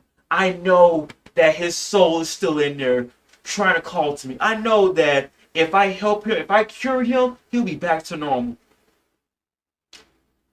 But I got a little sidetrack off Lori. Now that Rick knew that, of course, you are kind of, you know, you and Shane are a thing and all that. Okay. Like, really, what would you say knowing that you thought it was dead and you're banging my best friend? You thought it was dead and you're banging my family member. What would you say after that? After you found out about that, what would go through your mind knowing that? Well, since you thought it was dead, and you're banging my brother, or let's say my dad, or something like that. All I'm gonna say this: Rick deserves better. That's all I'm gonna say about that. That's that end that part right there with Lori. But jumping into Dale, talking to Shane. This man for real. I love Dale's expression so much. Like he's interrogating him, questioning him. And the thing is, he wants him to leave because he knows that you're a killer. You could have shot Rick in the back of the head. You know that, right? And remember what I said? If he had a silent suppressor on a gun, he would do that. And there's no one around. Silent suppressor in the woods, and you're like miles away from the group. He could do that. He could literally say that someone shot at us. Like he could just make a few rounds, pop, pop, run back, and just be like, pow, pow, pow, get back, there's someone out there, pow, pow, pow. You know what I mean? He could make that story up to where someone shot us, someone shot Rick. I don't know who it was, but it was some guy with a gun, shot Rick. I was trying to get him, he made a run for it. He could make that lie up. He could. He really could. You see how he did with the oldest part. You see how he did. And when soon as she said, what was Otis's last words? I'll kill you. Keep going. Run. And for Dale to be questioning him about Otis, though, I'm telling you, Dale is getting so close to where you killed him. You killed him, didn't you? Because if you say that you and Rick are brothers, right? You love him like a brother from another mother, right? So why would you point your gun at him? And you had that look in your eyes like you're hunting a deer. You're hunting for someone that has a bounty on their head. That's how you looked. So if you are that type of person to kill your brother, imagine you killing someone that you see as a friend, as a acquaintance. Would not hesitate at all. I think, see, Dale, he's that person to talk to. Like, he's the oldest one of the group. He is that person that you can really, like, tell things that's bothering you. Like Glenn, for example. You see, he told him. Then, like, look, I can tell you because, you know, you're old. You know things. Like, wow, that almost kind of hurt a little bit. But Dale, though, yeah, he is. He is the uncle of the group. But let me jump into Shane a little bit real quick. Shane and Andrea. So, seeing is that he's teaching her how to shoot. Seeing is that he's trying to get her all riled up, even like involving Amy in there. Yeah, I would have not gone that far. All right, I mean, you can talk about someone, don't talk about someone's dead ones, because that would trigger a person emotionally very quickly. But you can be talking a lot of shit and everything, like, oh, he's 10 feet closer, he's 5 feet closer. What are you doing? You got eyes, don't you? Aim. Like, I mean, yeah, you can talk a lot of shit, get him riled up. Like, I mean, shit, I can get pissed off and I can pull a headshot without looking. But you see what I mean? That, okay, Shane, knowing that, okay, you love Lori, you love Carl, but knowing that Rick was back, you could have, like I said before, you could have got with someone else. Andrea. You know what I mean? I'm not going to say get with Andrea's sister, but there's Andrea. You know what I mean? Like, that way, hey, look, you're happy, Rick's happy, everybody's happy. You got you someone to be with, and Rick is back with his wife. Simple as that. But no, he been around Laura for so much that he cares only about them. Only about them. But let me just jump into this last bit real quick. All I'm going to say from this episode is that Lori, you did wrong. You did wrong on this one. Why? Because you sent someone out to get something that you should have gotten yourself or gotten with someone else, a pair, a partner, someone. Can you imagine? Let this run through y'all's heads real quick. What if Maggie got bit? And what if Herschel found out about that? Which he will find out about that. You got not only, let's say for example, Glenn, you banged my daughter. And not only that, Maggie got bit. Maggie got bit. So not only my daughter got with someone, right? A total stranger in a way, but she got bit because you sent her, well, she went with Glenn out on a mission to get some stuff for your little pregnancy. I'm telling you, I think if that alternate version happened, I know for a fact, Herschel would have told him, get out or I'm going to blast y'all's heads off. I mean, not only the fact that Maggie and Glenn is a thing, but she would have got bit. All because on a pregnancy mission to get some stuff for your baby that you did not want to tell Rick about at all. Your husband. Oh, so since Rick is keeping a secret from you, I'm going to do the same thing. If you knew it was Rick, what was the problem? Oh, that's right, it was Shane. But you wanted Shane to stay. Why? Because of Carl? Is that the reason? You would have told Carl to where Shane gone out on an adventure or something. You could have made something up, right? I'm just saying. Like, it's so many, like, a tree, the core right here, and there's so many circles to where, why did you want Shane to stay? Didn't you say before you wanted Shane to be gone? Didn't you say, no, not gone. Didn't you say before that it, like, whatever we had was over? Do not associate with me or Carl anymore. Did you not say that? You said that. And the fact that, oh, here's another plot right here. He was attempting to rape you, okay? Because remember, when someone is drunk, their true intentions come out, right? He was about to rape that French fry over there, and you telling me you letting that bypass? You letting that just away? You want him to stay. After he told you Rick was gone, and you found out he was alive, you got mad at him about it, and you didn't want to be with him anymore because now that Rick's back, I don't need you in my life right now. Just kicked him to the curb and all that now that you knew about that. But going to the fact that assault attempt, well, attempted rape was happening that time, you wanted him to stay. Why? I'm guessing because of Carl. But you're pregnant and you say it's Rick's. What if it was Shane? Like, you can say you're pregnant. Yes, you can. You cannot say that it's Rick. You can't say that. Do you know that? Usually at a hospital they will tell you from the genes and all of that. But still though, anyone can say that. Anyone can. But from the blood cells and the genes, no, it's actually that person's child. But Rick knows now.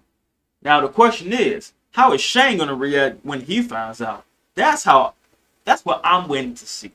I'm waiting to see that now because now it's going to get even more juicier and tender, like a sirloin steak after it comes out of the fucking fryer, the fucking oven. But yeah, that's my review for this episode because this was basically about Lori keeping a secret like that from Rick, your own husband. Shame, shame, shame on you.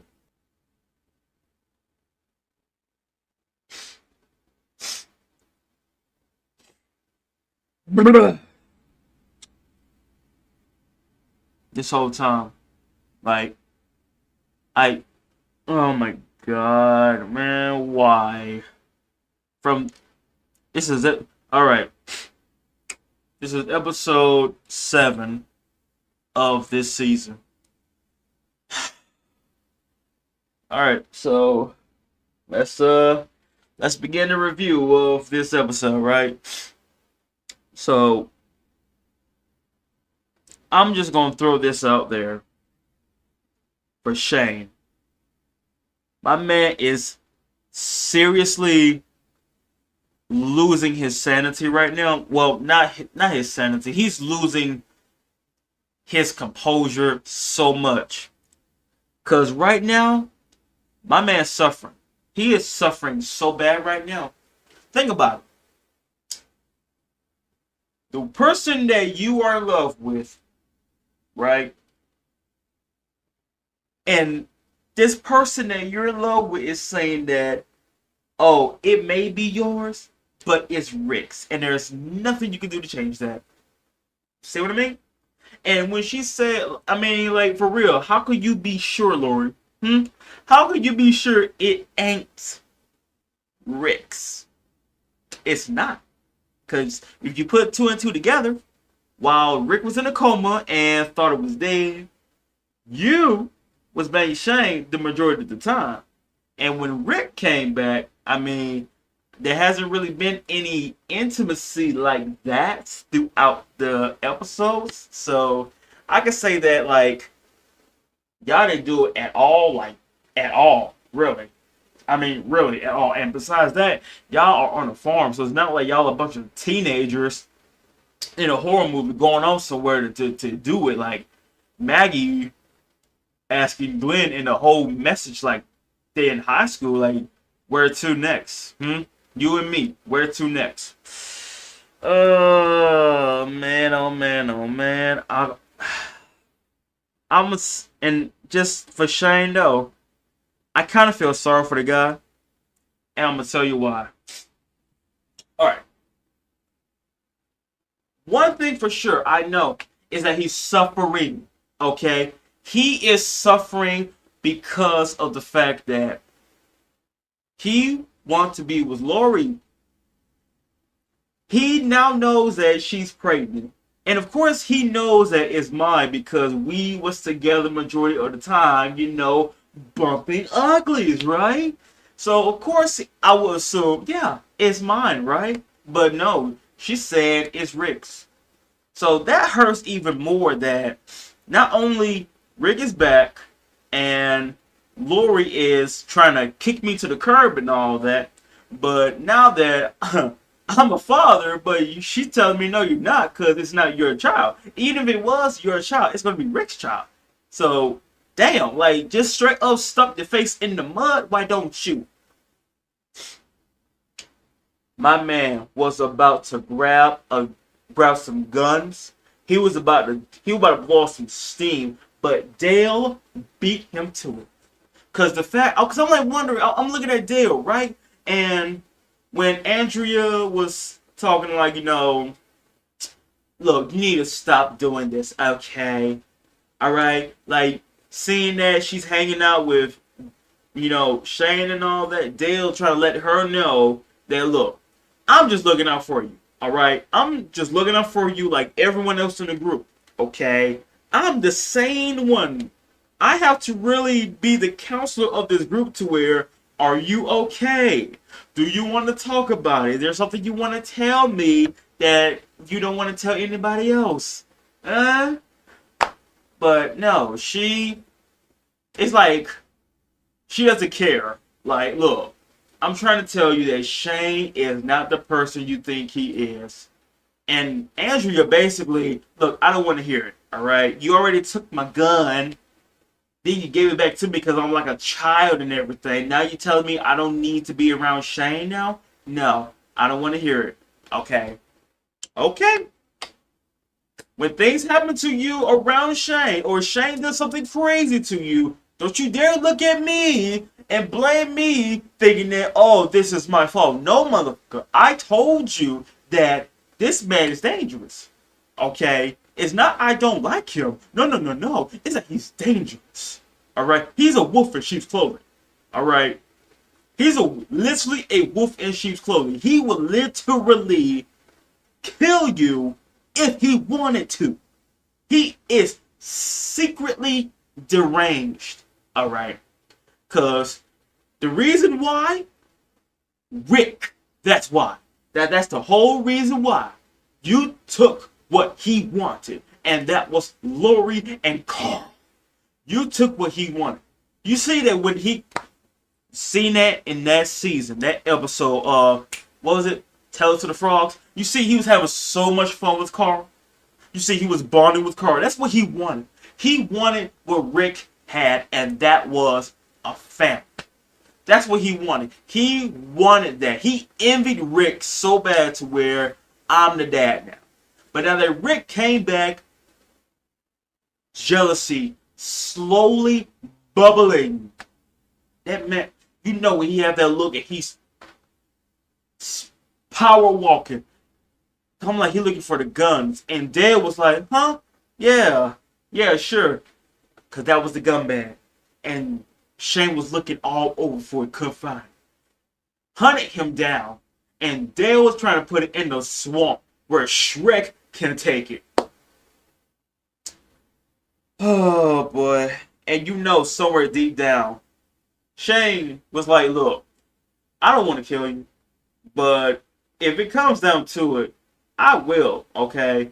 But I don't want to make it seem like, okay, Dale went off into the woods by himself. And, of course, Glenn talking to Shane about it. And Shane is the last person that talked to Glenn about where's Dale at. And we haven't seen Dale. Glenn gonna be looking at Shane differently. So that's why Shane did not want to, like, look, I don't want to kill you. All right. Now, since he was on a mission with Otis and all that, oh yeah, I would do that in order to save Carl. He is slowly and I'm telling you, when you have so much anger bottled inside of you, that you straight up, as soon as he got the gun bag, are you with me? Are you with me? Like, again, everybody prepped up and ready because you said. Now, I will agree, there are parts of Shane that I will agree to. You said that we're supposed to keep this place safe. Why is there a barn full of walkers?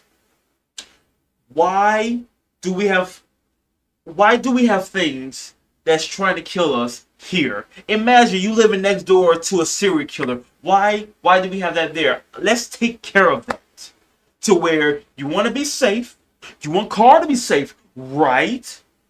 Oh, wait. That's right. I don't want to kill these people, even though Herschel is the only one. No, he's not the only one. Patricia is the only one. She's also that too. I'm not gonna forget the fact she broke the chicken's skin legs to feed them. Like, and that's a theory right there. Is she doing that because Herschel said so? Is she doing it because of that? Is she doing it because she had no choice? Because if she were going to do it, I think Herschel would have did it. That's a theory right there.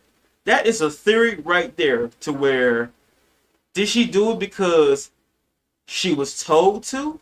Or did it because she agreed with Herschel? Who knows? But I'm kind of leaning towards the fact that since, you know, you're away from the world like that, and since the camera stopped rolling, yeah, I can agree to that, to where you think there's still people. Even Maggie had to let him know. You had to let him know that those people in the barn, those same ones, yeah, one tried to kill me when I was out with Glenn on a mission. Yeah, don't call him Asian boy, call him Glenn, okay? One of them tried to bite me. Imagine me coming home and I got bit. And what are you going to do about it, Herschel? That's my question. What, are you going to put me in the barn too?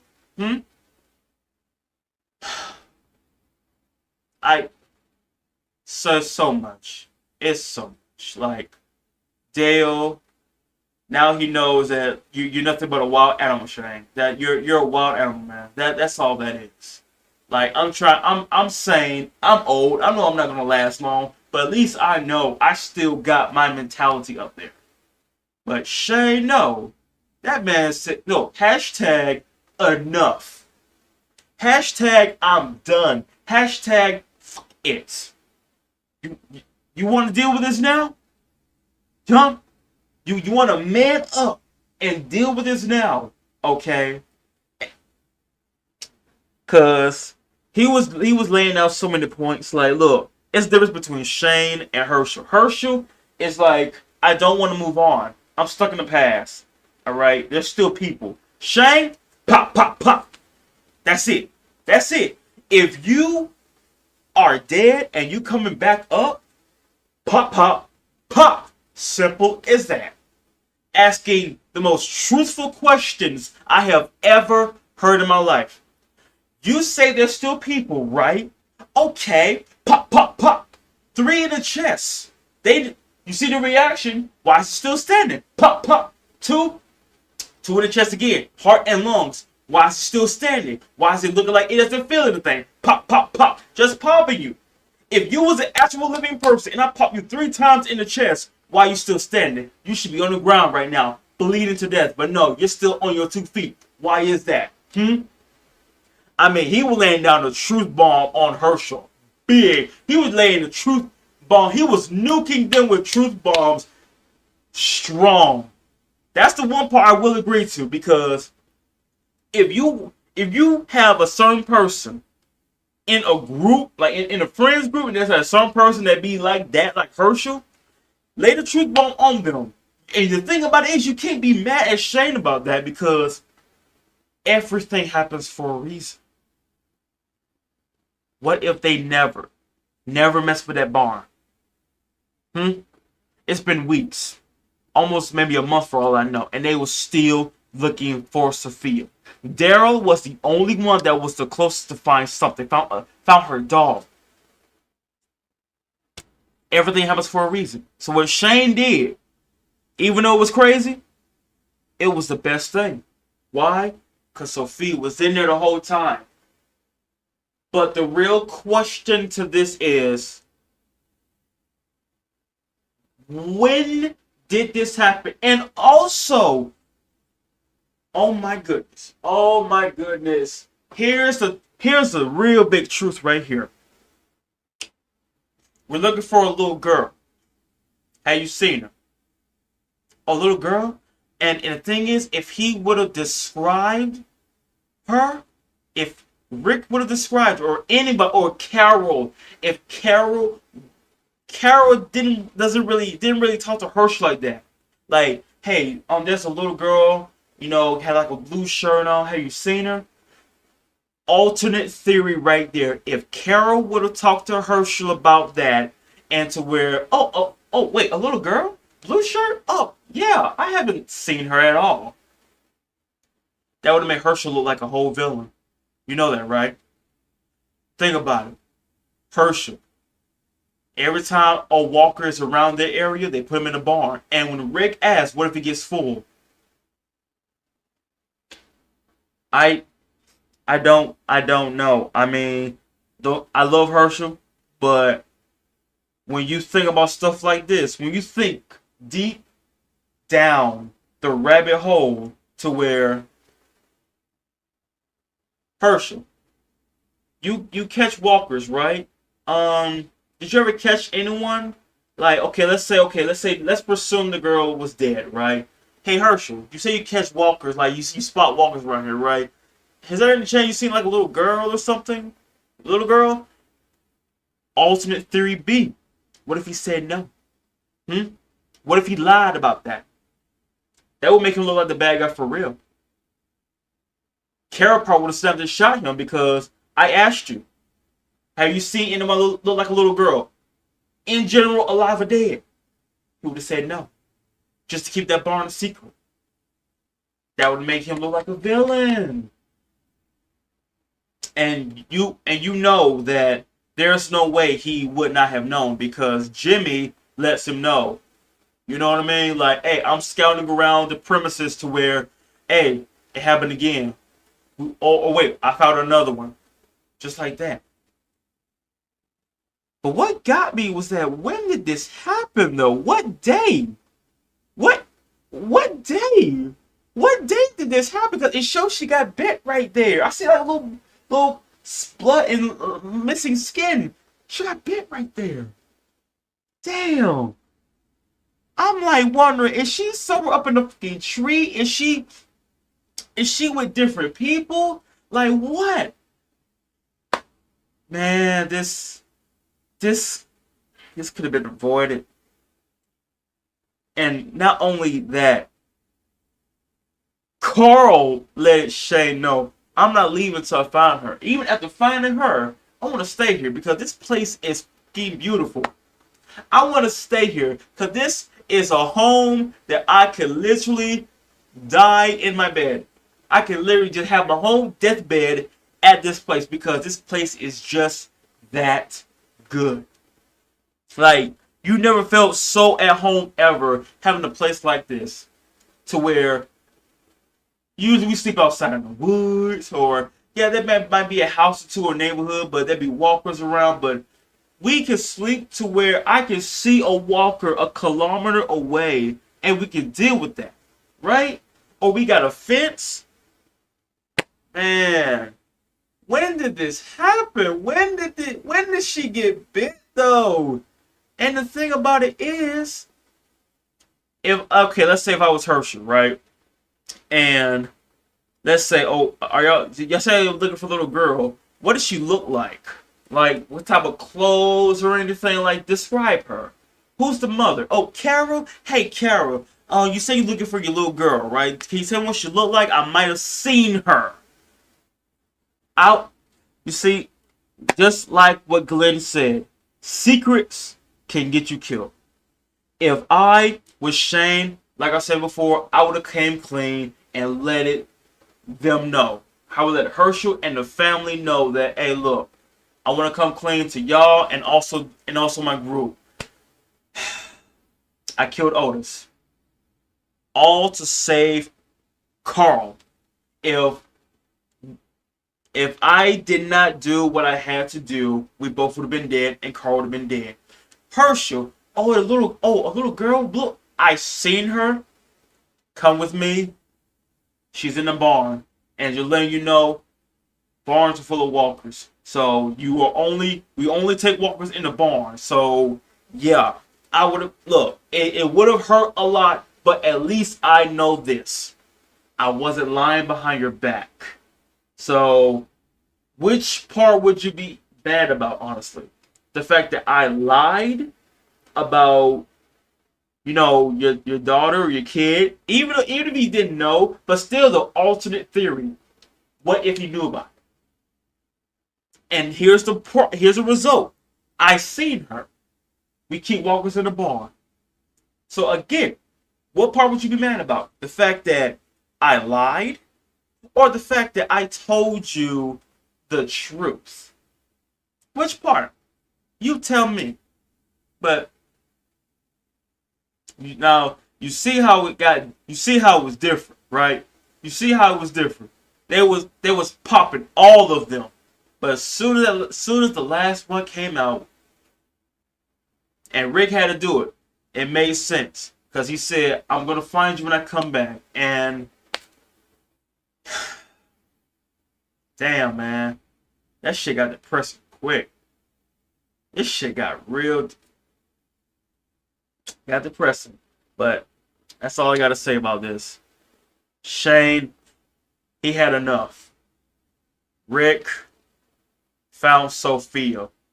Carol and Carl mostly devastated. They're mostly devastated about it. Herschel, that man going into mental shock that I can't, like, for real, I can't believe you done this. Why would you do this to me? This is what happens when you have so much anger bottled up inside. Shane had to blow off some steam, and he did. And he did. I want to talk a little bit about this. This might not be that much to talk about because it's pretty much lingering a little bit from last episode. But I will, like I said, I agree to this so much. that Shane dropped the truth. He dropped the bomb on Herschel so hard to where I see now. I shot you 3 times. Why are you still standing?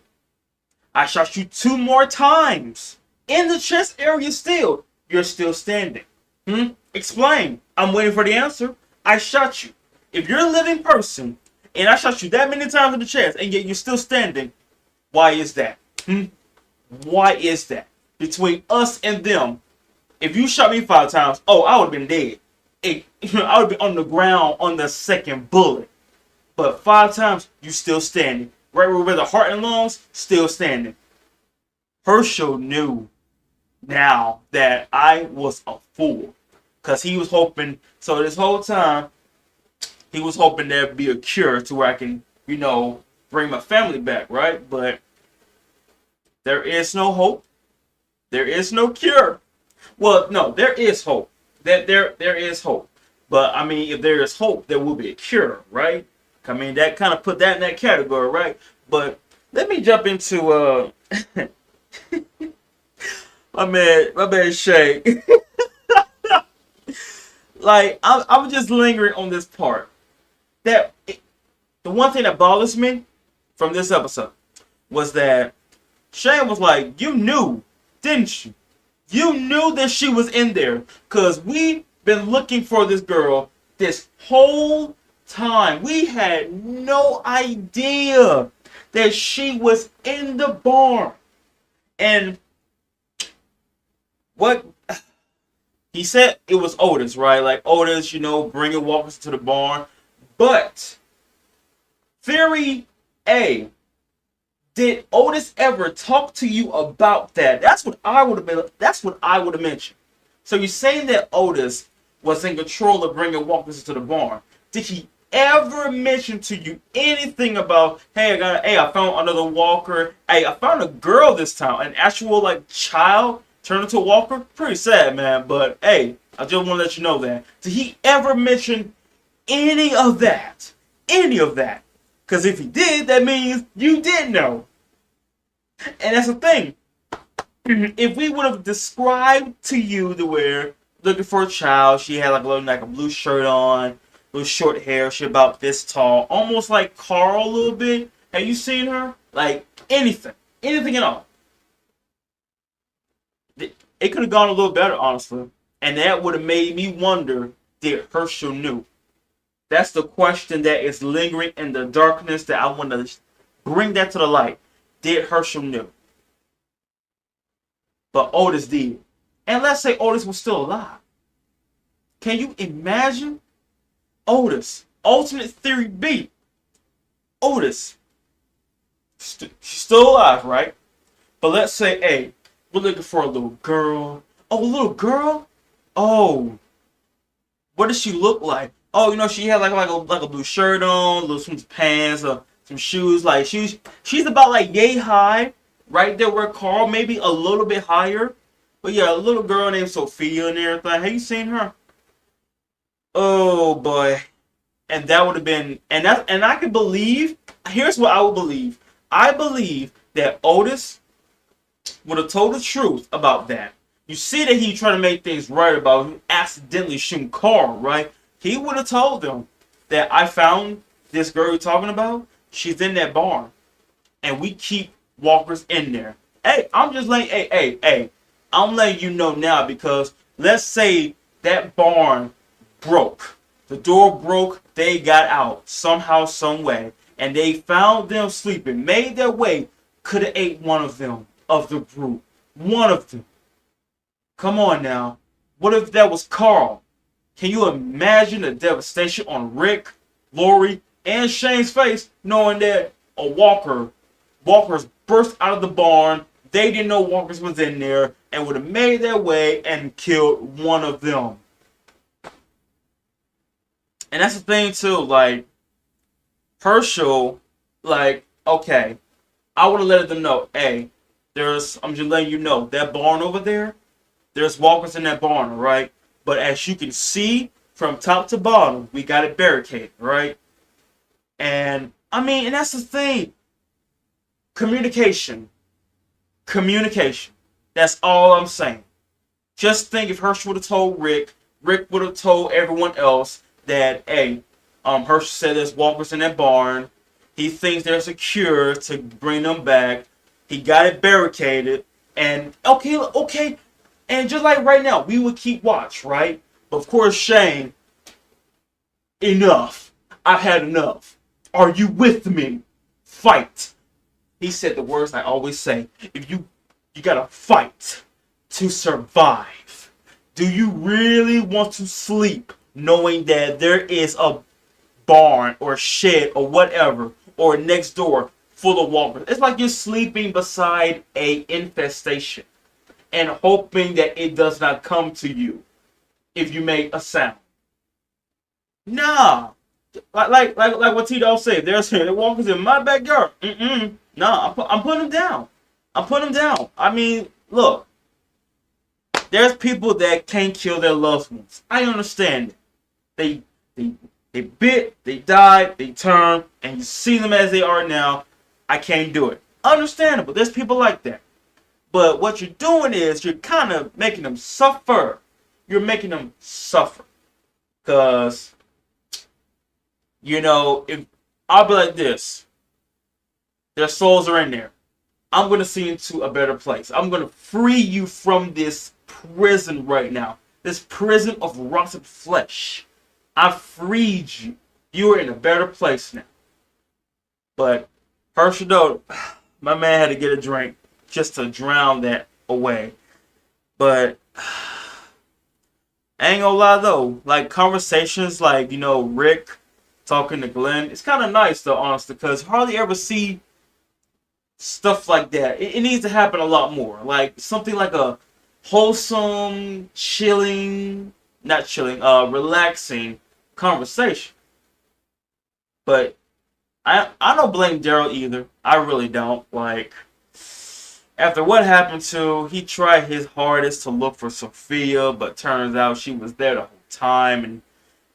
And the thing about it is they got him on an errand run to look for people. Like, you better do it your damn self. You already know Maggie already mad at you to where I'm doing this and I could have got killed. Like, no, do it your damn self. That's all I can say.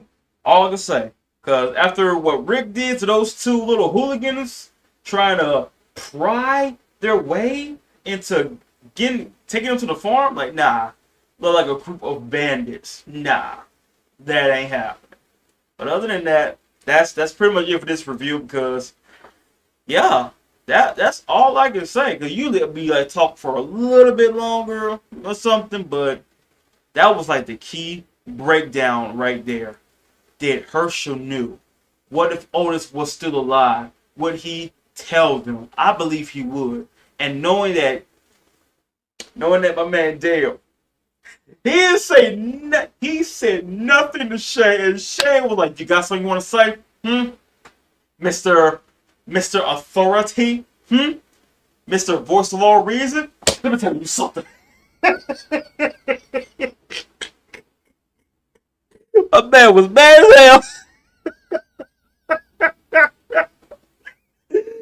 Oh, my man was mad, man. Like, you ain't saying nothing. You giving me that disgusted, disappointed look in your stink eye. Like, nah, we about to fight. You better say something.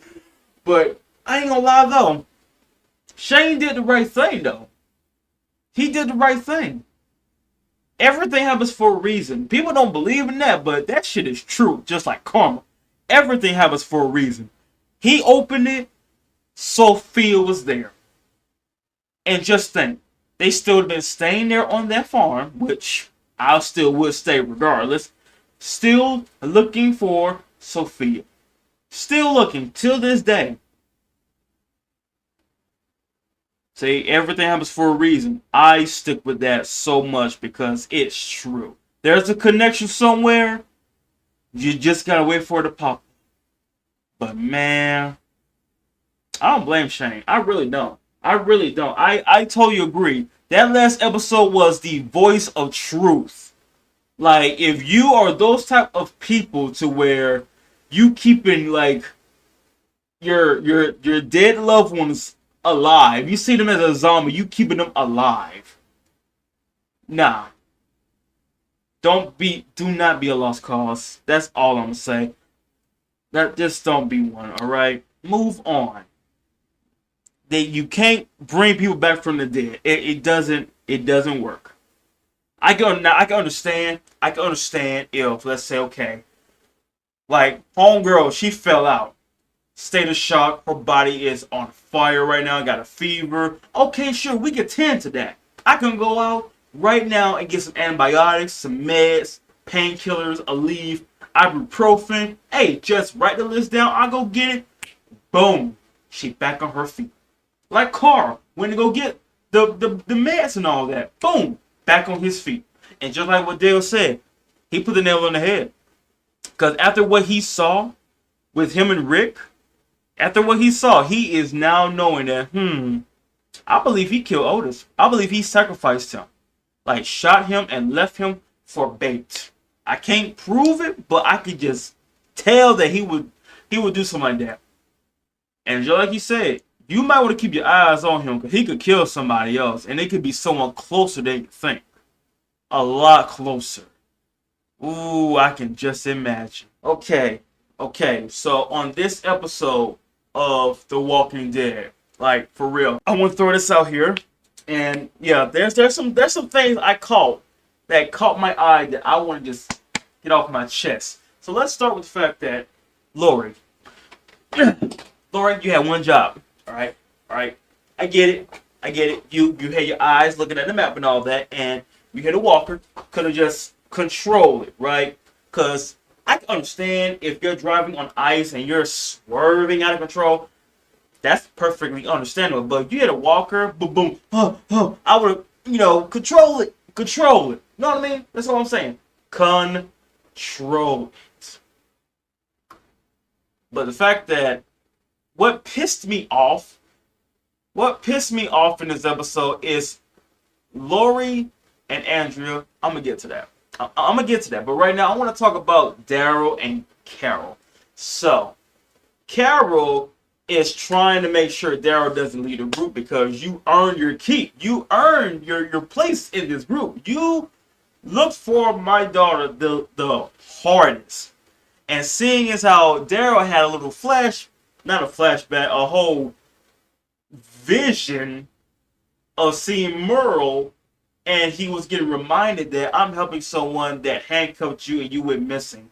And you could have looked for me, but you stopped. Because you're looking for the group's, the group's child, right? You're looking for that. But you're not looking for me. I'm like, just gone. Disappeared. You know what I mean? Like, you're not even looking for me no more. I'm the only one that loves you. No one else loves you. Like, they're going through some moments right now, and seeing he blew off a little steam at Carol and everything, like it's like I'm not trying to get attached to this group, all right? So I'm gonna say every hateful thing that could possibly make you hate me, so that way you're doing what I'm telling you to do. Just go away, leave me alone. Simple as that. Try to be that lone wolf. I understand that, man, but someone as sweet as Carol is kind of hard to like be mad at. Really, really is. And the thing is too, Carol though, she is just like, we all have a weakest link. We all have someone who hardly does anything. But Carol, she's like that person to just sit, talk to. Have like a bowl of hot soup. So like some ramen noodle soup or something, like a chunky beef stew. Just someone just, here's a bowl of hot soup and let's just sit and chat. That's it. You know what I'm saying? You just had some person to talk to on a warm meal, really. But he just blew off steam. Like, I'm not even mad at Daryl because I see what he's doing. He's doing that for a reason. But I want to talk about the fact that since Rick was talking to the people and they was wondering, hey, we're looking for our guys, Tony, Dave, and all that. Hey, have you seen them? We're just here looking for them. And you seen the look on her face like, don't do it. Don't do it. Like, because they was about to go in that bar, and Glenn blocked the door. Now just think, would have went in that bar, would have saw those two bodies right there. Here's what I'm thinking. Here's theory A. Theory A. Okay, you see that. Okay, you see that you see two dead bodies, right? Okay, cool. I've been like, drag them, like those two guys. Glenn, could you drag the bodies? You know what I mean? Like drag the bodies in like the back or whatever, hide the bodies or something, right? So that way when they come in, if they try to start something and we let them know, because Rick he tried to be rational. Herschel was like, oh, why? Why?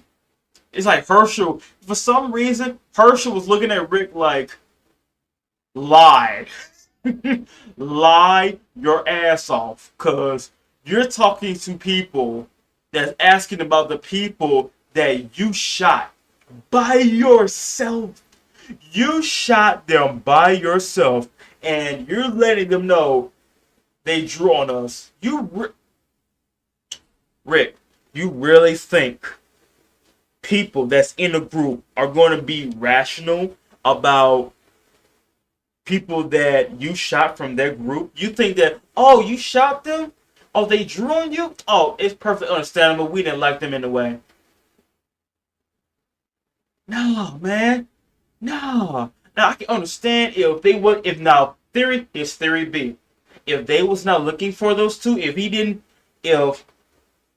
didn't mention their names, right? We're looking for two people. If those two guys didn't say their names or just made up a fake name or something, okay.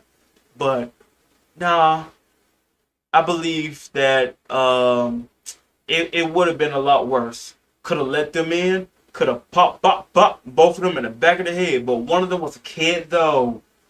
And let me throw this out there to y'all. If someone is shooting at you, just like that black guy, shot, Herschel shot him, screaming help and all that, like, and I never understand that. Like, you trying to shoot me. I shoot you, okay, yeah, you screaming for help and all that. And the thing about it is, too, is like, roamers, right? They call them lame brains. They call them roamers. Then there's walkers. Roamers sound good, though. I ain't gonna lie. But you shoot someone. But when that person shoots you back, you're screaming help. Of course, you're not saying, hey, help me and all that, right? But that kid that was shooting at Glenn, and Glenn hid. Now, Glenn was like, we need to go. Because did you not forget this was the one that was shooting at us? I could have got shot. Glenn could have got shot. What if Glenn got shot by this kid? And what, you want to save this kid now? He shot Glenn. He shot at Glenn. Like, bro, I'm leaving this person for dead. Like, yeah, you're just a kid, but this kid knows how to aim with a gun, though. If someone knows how to aim with a gun, you are a threat regardless of what you are age-wise, because you know how to aim, you know how to shoot. And the fact that karma hit him so bad, so fast.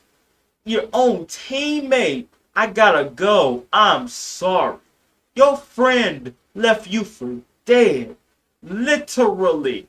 And what made it even more of a really bad move is that you wasn't even that far away. You could have backed up, got out, got him out of there, and y'all would have drove off. No, he left him.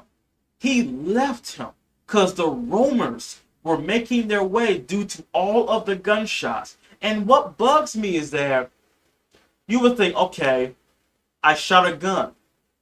Roamers are coming, right? You would think, maybe we should have a fucking melee weapon to do this quietly.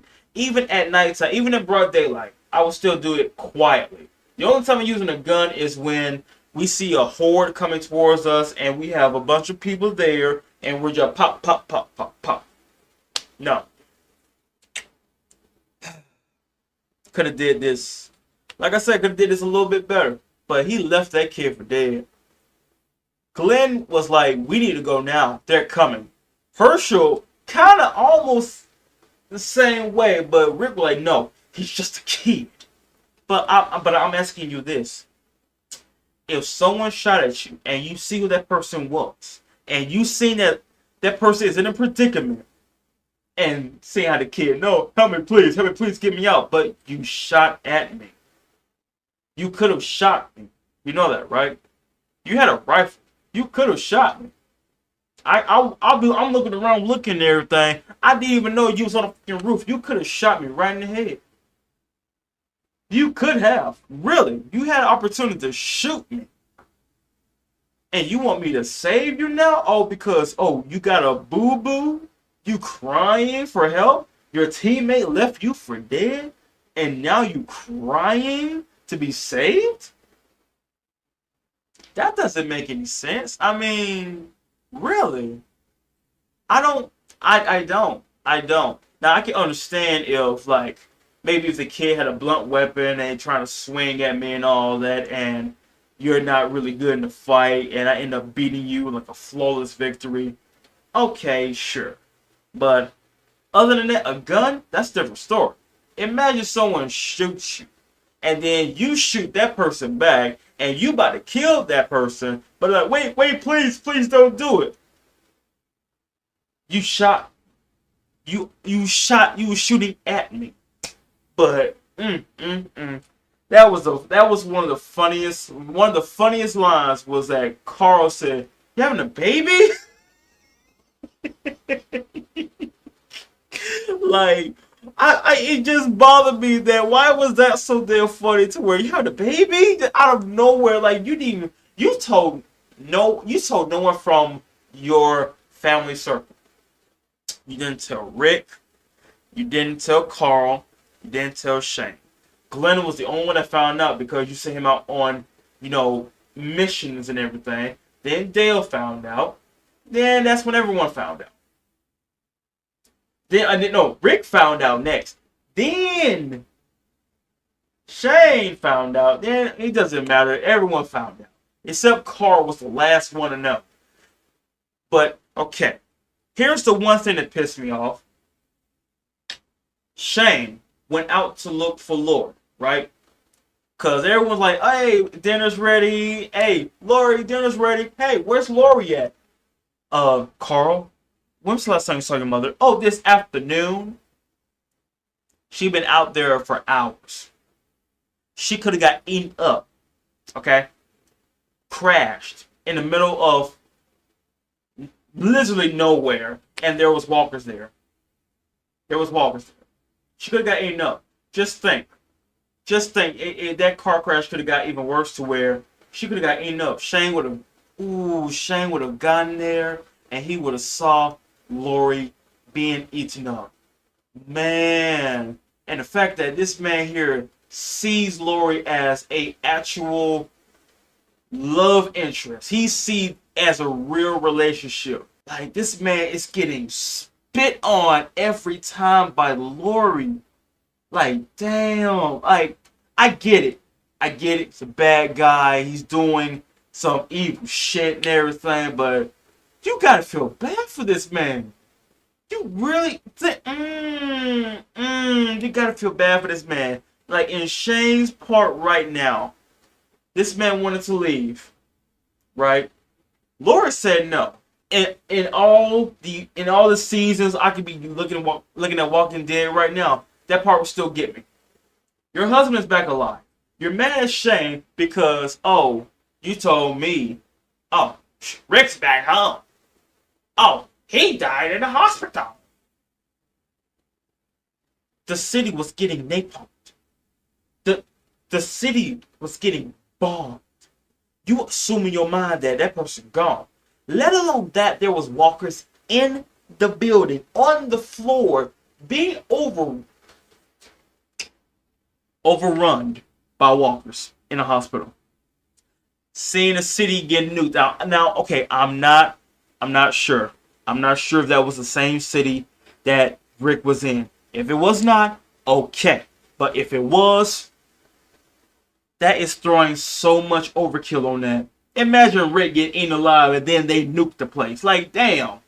If you want to kill, damn. I mean, I get it. You hate me that much to where I'm already dying. I'm already dead. But now I get nuked too. Like, overkill much. But going back to Shane, even though he's like being looked at as a villain, I still feel bad for him. He could have left. He could have left with Andrea. Him and Andrea would have been the same. But that bugged me. You wanted Shane to stay. Even though, I mean, I know I'm saying this over and over again, but it just baffles me. You didn't want anything to do with him anymore. But then you want him to stay. But now, you're getting scared because he's getting that deranged vibe lingering. And when they brought that kid in, Randall, like, who the fuck is that? Who the hell is that in the back car? I see Rick. I see Herschel. I see Glenn. Who the hell is that? That's a random ass character in the back seat. Who is that? Dude, that was funny, man. And even Shane, I can agree with Shane on this. You know it could be a war, right? That what if, let's say, right, they drove back. And let's say that guy that drove off and left his partner for dead in the car, right? He saw them driving off. And let's say tailing them to where, oh, so that's where they at. I'm about to go back and tell my boys.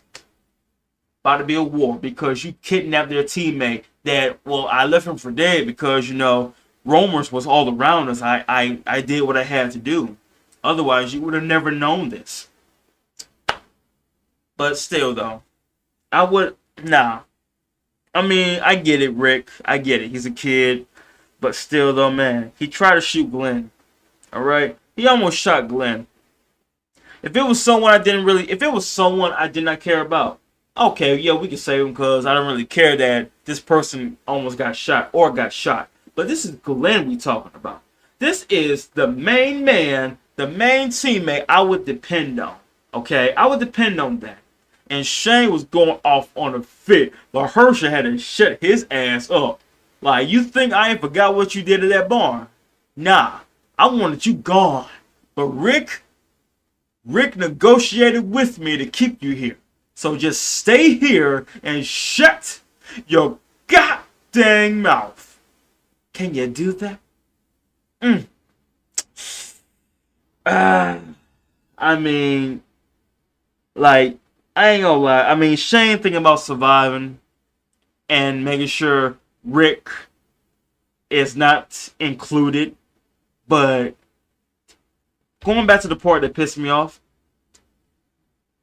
Shane went to get Lori. Lori trying to go, and that's what bothered me. She was actually walking her way to the town. Imagine you trying to rescue someone and your escape vehicle blew up. Oh, it's out of commission. Imagine that. Imagine you walking now to save Rick, to bring him back. I mean, the trust is not there. But still, though, Shane had to lie. Why? Damn good reason. You have a baby. You are pregnant. Okay? Are you telling me that Rick is more important than your unborn child? Are you telling me that? Like, I'm telling you, you don't want to put me in a show, man, because I'm telling you, I'll be slapping the truth so many times. Put you in the spotlight, putting your own words against you. You're telling me that baby, that's pretty much mine, you're telling me that baby is nowhere near more important than trying to walk your way to save Rick and bring him back. That what you saying? That what you telling me? That baby is second place than Rick. Tell me if that makes sense to you. And the thing about it is, again, she did something that I mentioned before. If you're going to go somewhere, especially if you're pregnant, take someone with you. You could have took Dale. Dale. You could have took Dale with you. Or Shane. Shane would love to go with you. Hey, you're going to get Rick? Okay. I mean, yeah, he would have talked you out of it. That's when you would have brought Dale with you, especially since you and Dale are talking about, I think he killed Otis. He's scaring the group and me. Now you're scared. Like you. If I had to describe Lori, she is like a sinkhole, just devouring everything. Like what else can you do? Is it, like, you know how sinkholes are, like manholes, sinkholes, unpredictable. Like what else is gonna go down there? I don't know, because right now you just jumping left and right. You're making it really confusing. You can't tell someone I want nothing to do with you. You can't tell someone to stay after they try to attempt rape you drunkly. You can't just switch like that. How can you accept that? And not only that, you are spinning on this man's emotions. You are just spinning, stomping on this man's emotions. You're stomping on his heart right now, to where he's gonna snap and actually kill Rick. He's gonna kill a lot of people just snapping. Like, I mean, he even said what we had was real, but you told Rick it was a mistake. You even told him it was a mistake. Like, basically, you treated him as a hit it and quit it. Like, I had no one else to love, so you were just there to fill in that hole in my heart. But now that Rick, my heart has returned, boom, get the fuck off me. That's bad, man. That I don't blame him if he snaps. I really don't. I don't blame him from going deranged because the love of his life has been taken away by someone who thought was dead, but probably glad he was dead, but disappointed to see he was alive. Because every time I see them hugging around him, he always has that look like, oh, like just rubbing, just pouring butter. No, not pouring butter, squeezing lemon on the wound. That's what they're doing to him every time. That's what they're doing to him. And he's about had it. I wouldn't, you know what? I would not be surprised. I would not be surprised if he left for real left. Like, I'm leaving. I'm gone. Andrea going with him too. Dale gonna be saying no, but you can't stop her because she made up her mind. Those two are leaving. They're gone. That's all I see. That's all I'm thinking. That he'll be gone from the group because they're playing house for way too damn long. They don't even care about really surviving and all that. Like, no guns allowed on a doggone property. I can see right now walkers are attacking. Well, I can't use a gun. I got 10 of them surrounding me, but I can't use a gun. But hey, I'm not using my gun, just like you said, on your farm. Hey, I'm obeying the rules. Oh no, I'm getting eaten alive. But hey, obeying the rules, right? Because I'm a nice guy while being eaten alive. So in certain parts of Shane, I can agree to, but I know he's a villain, like anti-villain or something. But still, he's a villain though. I get it. I get it though. But still though, him killing Otis, that was a very good reason. They wasn't gonna make it. If they wasn't limping, they would have made it. But they was limping and they was getting closer. And like I said, if I like Dale, if I was Shane, Dale, come on, let's talk, you and me. All right. And the thing about it is too, like I said, if he would have told them the whole story from top to bottom, A through Z, I'm telling you, they will understand. If it wasn't for Shane doing what he had to do, Carl would have been dead. Then what, Dale? What, you gonna be seeing Carl die, slowly fading away? Then what? Like, what other option did you want me to do? Like, yeah, I can handle walkers, but not if I'm limping and there's like a horde coming towards me. I can't deal with that. No, I can't do that.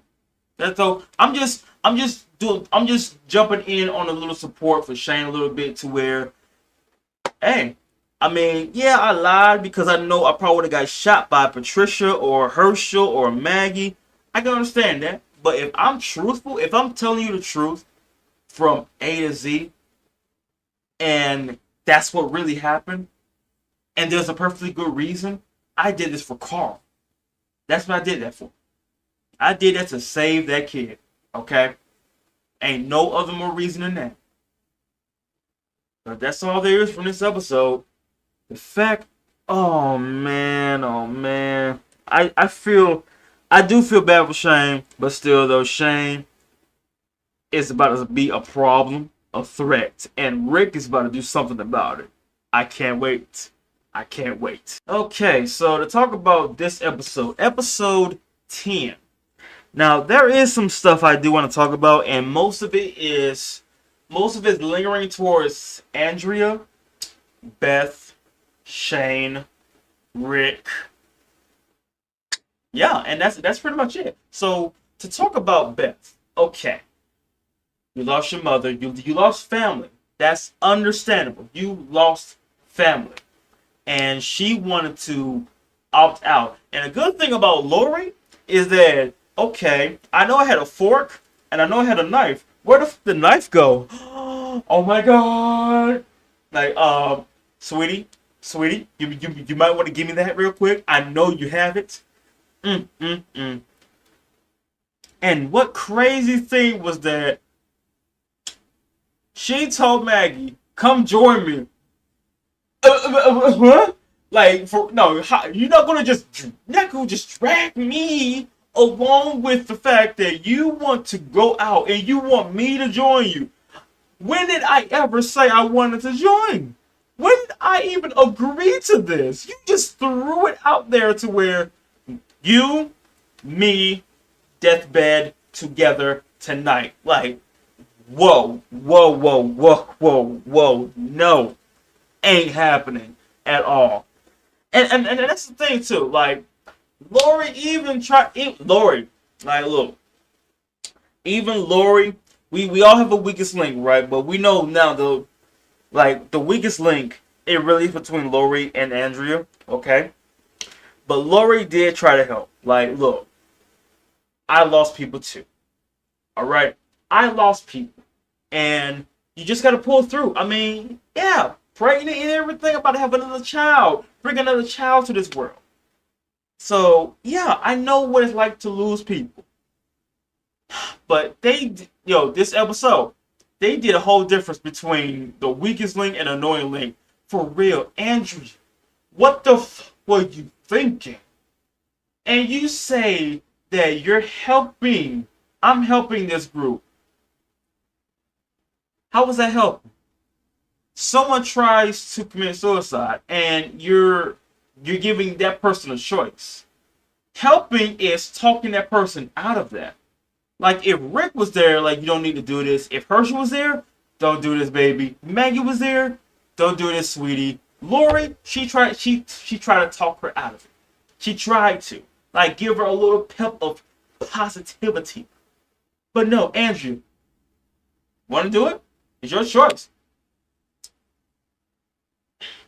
I swear to God, I swear, if Beth was part of the group in the season 1 finale, I promise you she would have been right there with Dr. Jen, Jackie, and Andrea partially, but she would have been there. Even though Maggie would try to drag her out, she's still gonna say no. Even if Herschel was there, she's still gonna say no. She still would. Like, hoping for a cure.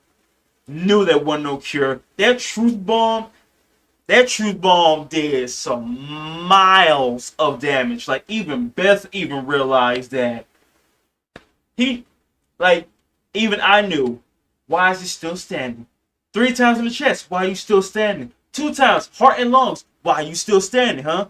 We're living, they're not living, so there's your difference right there. And the fact that, like, just seeing a whole fireman squad on their former family, she wanted to go out. And Andrea gave her a choice. Like, This ain't no damn Mortal Kombat trial. Why are you testing someone to where you, I want you to decide. I want you to decide if you want to live or die. I want you to decide that. So I'm asking y'all this. Do you think Andrea made the right call on that? Even, yo, Maggie, like, you ain't wanted in here no more. Don't you ever set a foot in this damn house. Like, you literally, all right, like, okay, on one part, okay, telling someone that you can't do this, you shouldn't do this, in most parts, it's the right thing, especially if it includes committing suicide. That's mostly, like, it's like for some reason, Andrea never heard of what was it when someone tried to commit suicide? They called um, the hotline, the anti-suicide hotline or something. I forgot what it was called, but yeah, you call that and you talk to someone to where they talk you out of it. There's better things. Better days are coming. Okay? Even though, yeah, we're in apocalypse, better days will arrive. Can't just give up as soon as you see a bad thing. You can't. So you can't give up as soon as shit gets rough. You can't. I mean, and that's the thing that bothers me. Okay, lost your mother. You love your mother. But you got Herschel. You got Maggie. Jimmy. You still got people that you can hug to. Like, for real. You got your big sister, Maggie. And you just gonna just straight up go out like that? And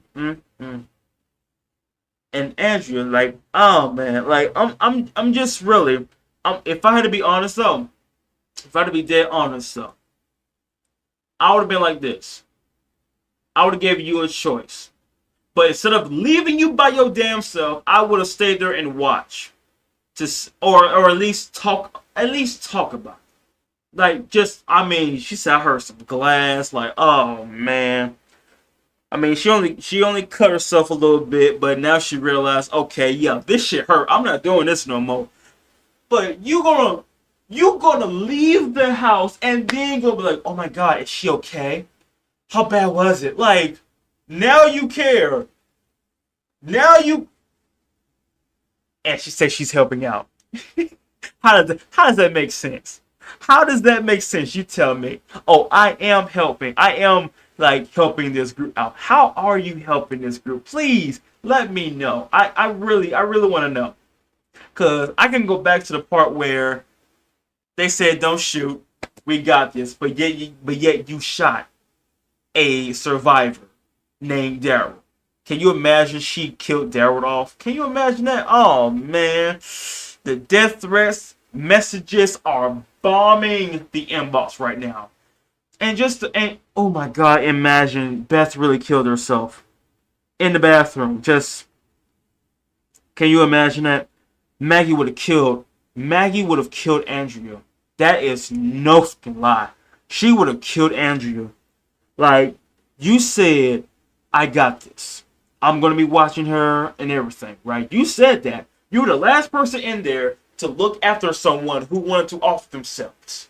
And yet you gave them control. Complete control. Like, I'll be like this. Look, I'm not going to tell you what to do because I never do that. But let's just talk. Let's talk, you and me. So why you want to do it?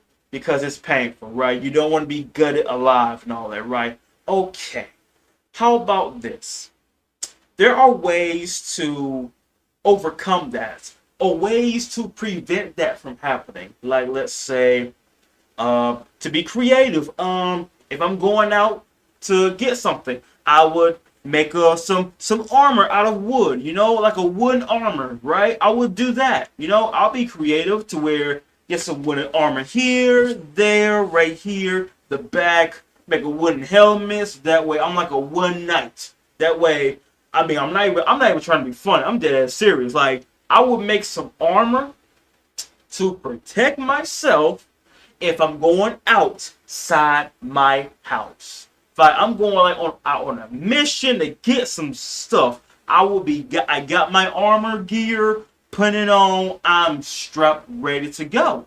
They can't really rip through trees like that, and even if they did, you got enough time to react. I would have talked to her. I would have talked to her to where, listen, there's. I know you lost someone. I get it. I lost someone too, but going out is not the answer. You got to survive. Because really going out like that is nah. If I'm gonna go out, I'd rather go out with a grenade in my hand and taking a few of them with me. I would. Like for real. I'll get 2 grenades and just straight up dive head first, do a whole Assassin's Creed leap of glory and take some out with me. Nah. But going out like that, nah. That's not even the last thing I would do. Really. I would not even do that. That's like it has to really come to complete despair in order to think that. Like if you lost everybody in your family, okay.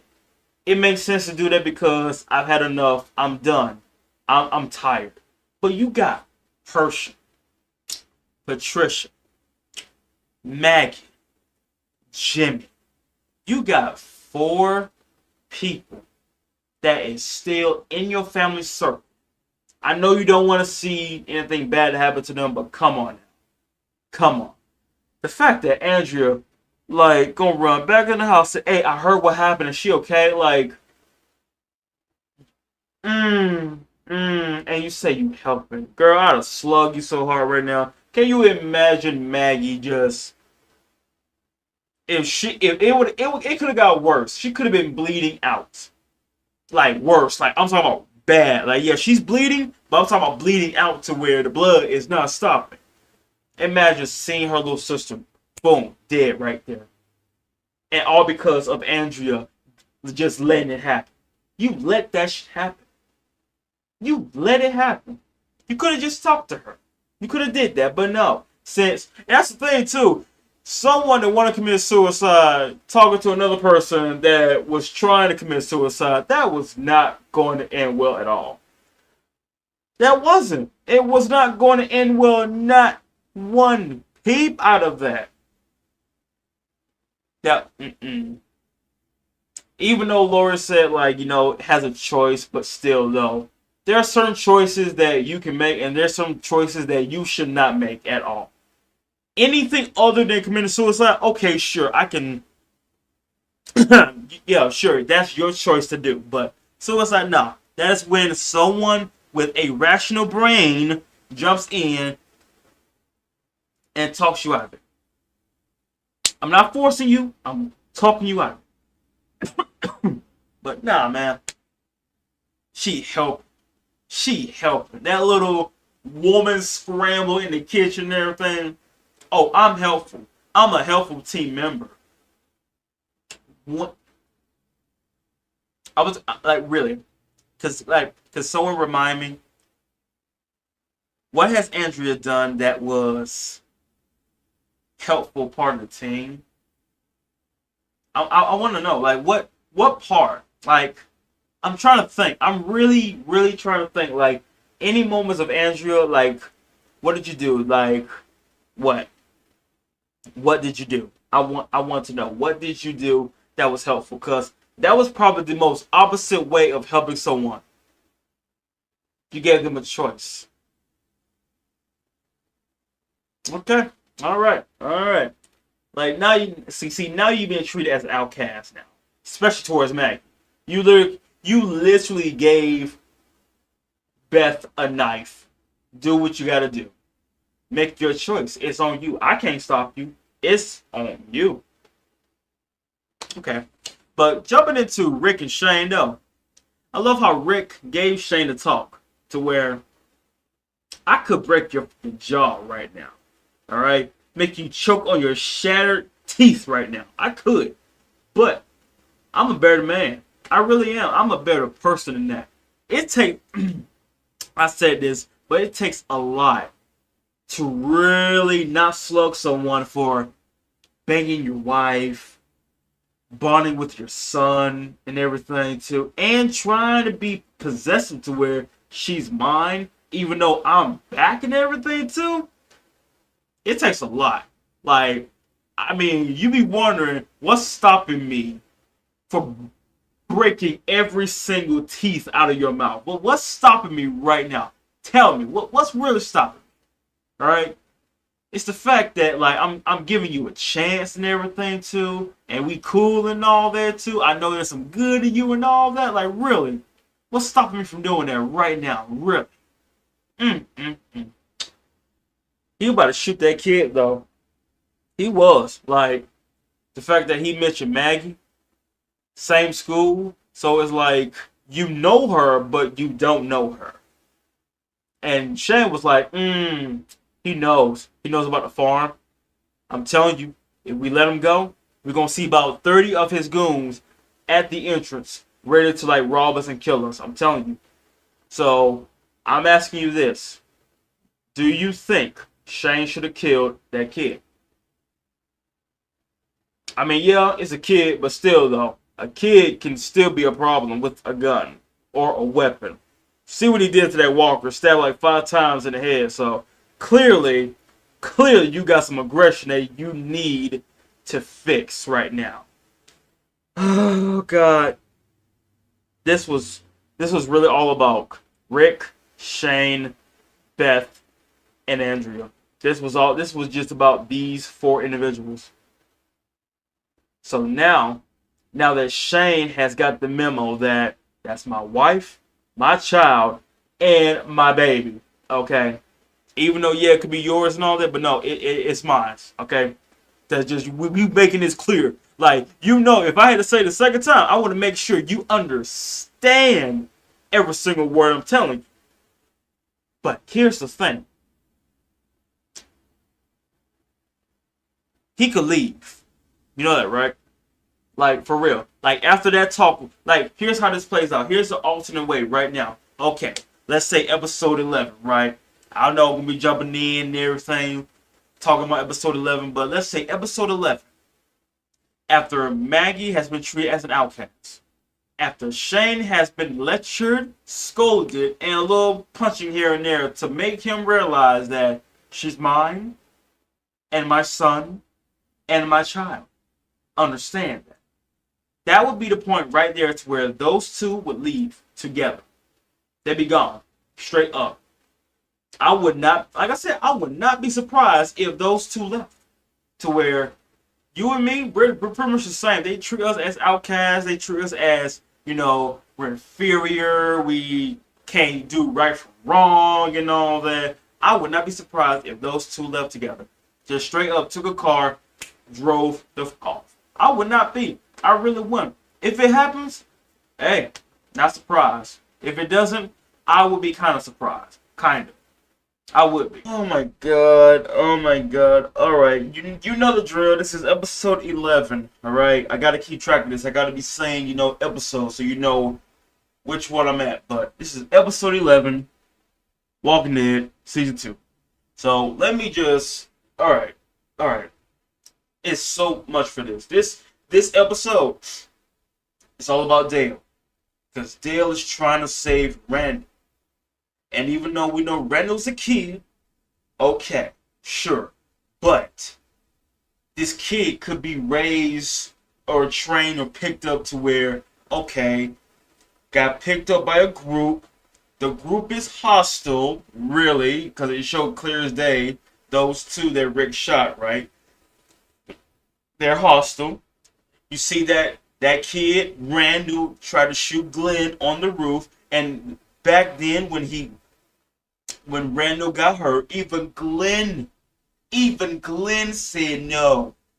We gotta go. He tried to shoot at us. Let's leave him. But Dale trying to save him. Now let me talk to that. Let me talk to y'all about that. Okay. If you have a group, right? Just if you have a family. If you have a family, right, that you are looking out for, that's number one priority, right? Okay. And not only that, you got a group of people, trustworthy people, right? And you got someone captured, kid or not, right? Or let's say a kid, right? Like a whole brat. And this kid is from another group, and this same group that this kid is in tried to kill us. I mean, if you're shooting at us, shooting at me, I consider you a threat, right? So let me break down how this played out. So Dale wanted the kid alive.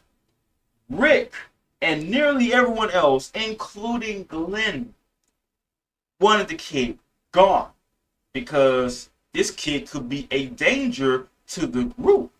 Now, here's alternate theory A.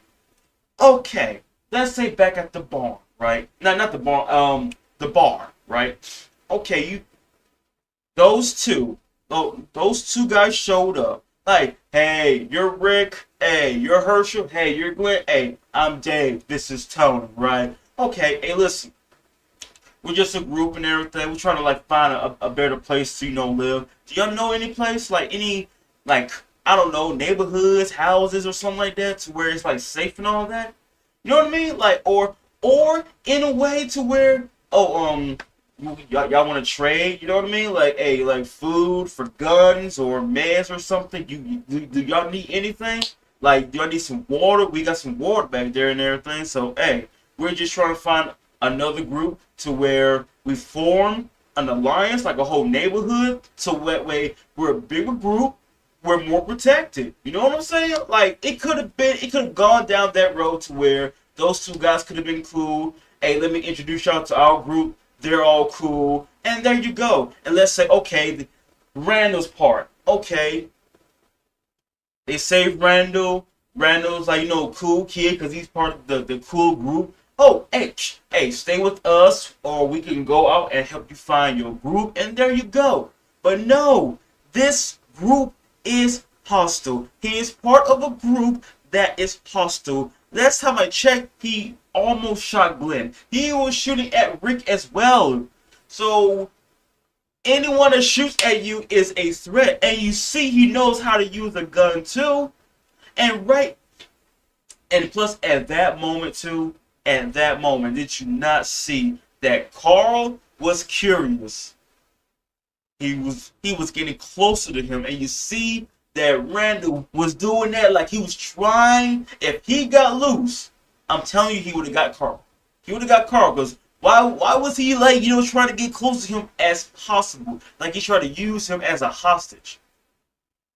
Come on now, because it could have been different. Now here's a theory. Here's an alternate theory right here. Let's say, okay, Randall's sitting in a chair, right? He's talking to Carl, right? And let's say, okay, him and Carl, they're sitting there, they're talking, they're being friends and all that, right? And then that's when Shane would have come in and be like, well, hey, what you doing, yada, yada, yada. It could have gone different for Carl to where he's nice. We was talking. He seemed like a swell guy, right? Because I was sitting beside him. He could have attacked me, but he didn't. He just sat there. I'm just saying, it could have gone different, but no. You see right there, clear as day. One, if he was free, he could have attacked Carl. And the thing about it is, when someone be saying, "I don't know anything," I swear, you've been with that group. Even if it wasn't that long, you know something. But you pretty much like saying, "I don't know anything," I swear. Yeah, that just makes it worse for you, honestly. Because anyone can say, "I don't know anything," I swear. I don't know nothing. And you see, as like I said, it's 30, right? So I already know that, nah, it can't be 30. Like, just saying a number, because Daryl is about to, maybe cut a limb off. So, yeah, just say a random big number, right? 30. It's 30, 30, 30. That's about 30 of them. What if that's more than 30? What if that's a whole flock of them? A whole herd of them? A whole community, about like 100 maybe? Tell you, man, when you're in danger, you just say anything to save your own skin. And just hints and clues to where Randall is not to be trusted at all. Yeah, he may be a kid, but you're with a hostile group. You know what I mean? Now I can understand if you was by yourself and maybe you was being attacked by some walkers. I can understand that. But nowadays in the apocalypse, whenever you see someone, you're probably in a group. Because there's no way that someone of your caliber, your skills, there's no way there's no way you're by yourself. There's no way. Now maybe you was like Daryl. Oh, I will believe that you're by yourself because you know how to survive. But Randall, he don't know how to survive by himself. Don't know how to. Just a kid. Just a whole kid that needs to be with a bigger group to be safe. So Dale, he's trying to get petitions, like talk to Daryl, talk to Herschel. A man even had to go to Shane. The last person you would ever think to go to talk to someone about saving a life, you had to go to Shane. And the thing, and Shane, oh, at one point, I understand the strong points coming from Shane so much. Because he said exactly what I was thinking. Okay, so you're talking about letting him live right there. Man, if I was in that show, I would have put Dale in the spotlight. And not even trying to be rude. I'm using the words against you. You said, okay, you don't want him killed, right? Okay. You want him to join us, right? Okay. So let's say we do that, right? We go with your plan to where, you know what? Let's not kill him, y'all. Because it's a kid, right? Even though this kid was part of a hostile group, right? Okay. So let's say, okay, he joins us. He works. We keep watch over him, right? Let's say at nighttime, y'all going to sleep. Who's going to watch him? Oh, no one, because since he worked like a dog all day, oh, he seems trustworthy. So we're all going to go to sleep. Let's say he runs, like Shane said. Let's say he runs off, grabs 30 of his people, and come back. And we're all asleep, right? And let's say next morning, we wake up with a gun in our face, and we see 30 plus people in the farm. Literally in the farm zone, right? Everyone's in a hostage, and you see that kid right over there. That same kid that you say we should not kill, right? The same kid that we should let him join us, right? Okay, yeah. I mean, I'm just saying, like, that type of stuff can backfire so bad. Because, again, theory A, this kid is with a hostile group. We do not take any chances with someone from a group that is hostile and clearly saw, clear as day, that this kid was shooting or almost shot Glenn and Rick. Now, I can understand that. Let's say, okay, here's theory. Here's another theory. Let's say, okay, seen the kid on the roof, right? Could have took the shot, but he didn't. Because this is wrong. Shouldn't be doing this. Maybe, like, I could shoot him. Let's say, okay, I got a clear shot, headshot, right? But I decided to shoot at the ground instead, just to scare him. I mean, think about it. You're looking around. You're looking, like, in this direction, right? You're not looking up or anything, because you wouldn't even expect to be on the fucking roof, right? Could have easily shot Glenn. Easily shot him. But no. Right there. Could have shot him. Nah. But he shot at the ground, though. That's the thing. He shot at the ground. And that part would make me think that, he could have shot Glenn, but maybe he was really quick to the trigger finger. Maybe he was really quick to it. I don't know. But all I know is you shot at me. And that's the thing, almost everything, it's like everything you do, there's like a reason for it, right? There's a reason for it. But really, what do you think, though?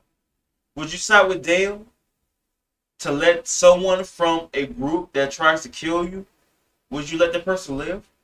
Or Would you be like literally everyone else? Like literally, like for real. Even Rick gave them a chance to where, look, if you got something to say, your options, your feedback, your opinion, say it now. The stage is yours. And he did. He did. I can understand if he was controlling about it. No, he gave everyone a chance to, hey, speak your mind. But all I know is he's a threat. Gotta go. So if you want to, if you have any options or anything, say something. No one said nothing. Gave him the spotlight. Everybody said nothing. Even Herschel didn't want to be part of that because, like, hey, I'm letting Rick handle that. And the thing about it is, Herschel thinking about his girls. He has children to think about. And I'm just like wondering, hey Dale, quick question. What's more important to you right now? Knowing that, okay, let's say like this kid, right? You don't want to see this kid get killed, right? We don't want to be a bunch of murderers to your eyes, right? Okay, so let's say this kid killed one of Herschel's kids, huh? Let's say this kid killed Clark. Let's say this kid escaped, right? And brought back his people. Because here's another theory that crossed my mind right here. Let's say, for example, this kid makes it out, right? Let's say, okay, he won't tell nobody. He makes it back to his group. The group is wondering, oh my God, you're alive. What happened? Because you fell and I saw you got stuck right there. There was no time for me to save you because the roamers are making their way. I gotta go. I'm sorry. So that shows you right there. He would have tried to save the kid, but there was roamers making their way there. So the fact that the kid made it back to the camp, right? Just a theory. They've been wondering what happened. Did those people save you? Did they take you to their place and all that? Where is it? And let's say he didn't talk. Let's say he didn't talk. I'm just doing a whole theory scene right now. Let's say he didn't talk. Let's say they be thinking, oh, so you're with them now, huh? Because you're with us, but we're asking you where these people took you, and you're not telling us. Probably would have kicked him out. Probably would have interrogated him. Probably. Just to know. I would say they would interrogate him. Like, for real. Still on that theory. On theory scene. They would have interrogated him. That his group, to where they killed those two guys in the bar, we wouldn't know where they're at. You're not telling us. Because they were the only one. They was there. They was the only ones there. There's no way you could have got out by yourself. So let's assume they saved you, which they did. You escaped. You came back, but you're not telling us because they didn't kill you. I believe they would. I believe they would interrogate him, and he would have told them. What? Like, really? Like, that's an alternate, like, it's like an alternate episode right there. An alternate moment to where, what if he escaped? What if he had no choice but to, though? Just so many what ifs. Like, really? What if they would have kept him there? Would he leave? Probably. But he know if he did, he would have got killed, though. So it's like, basically, he's a hostage. That's all I'm saying.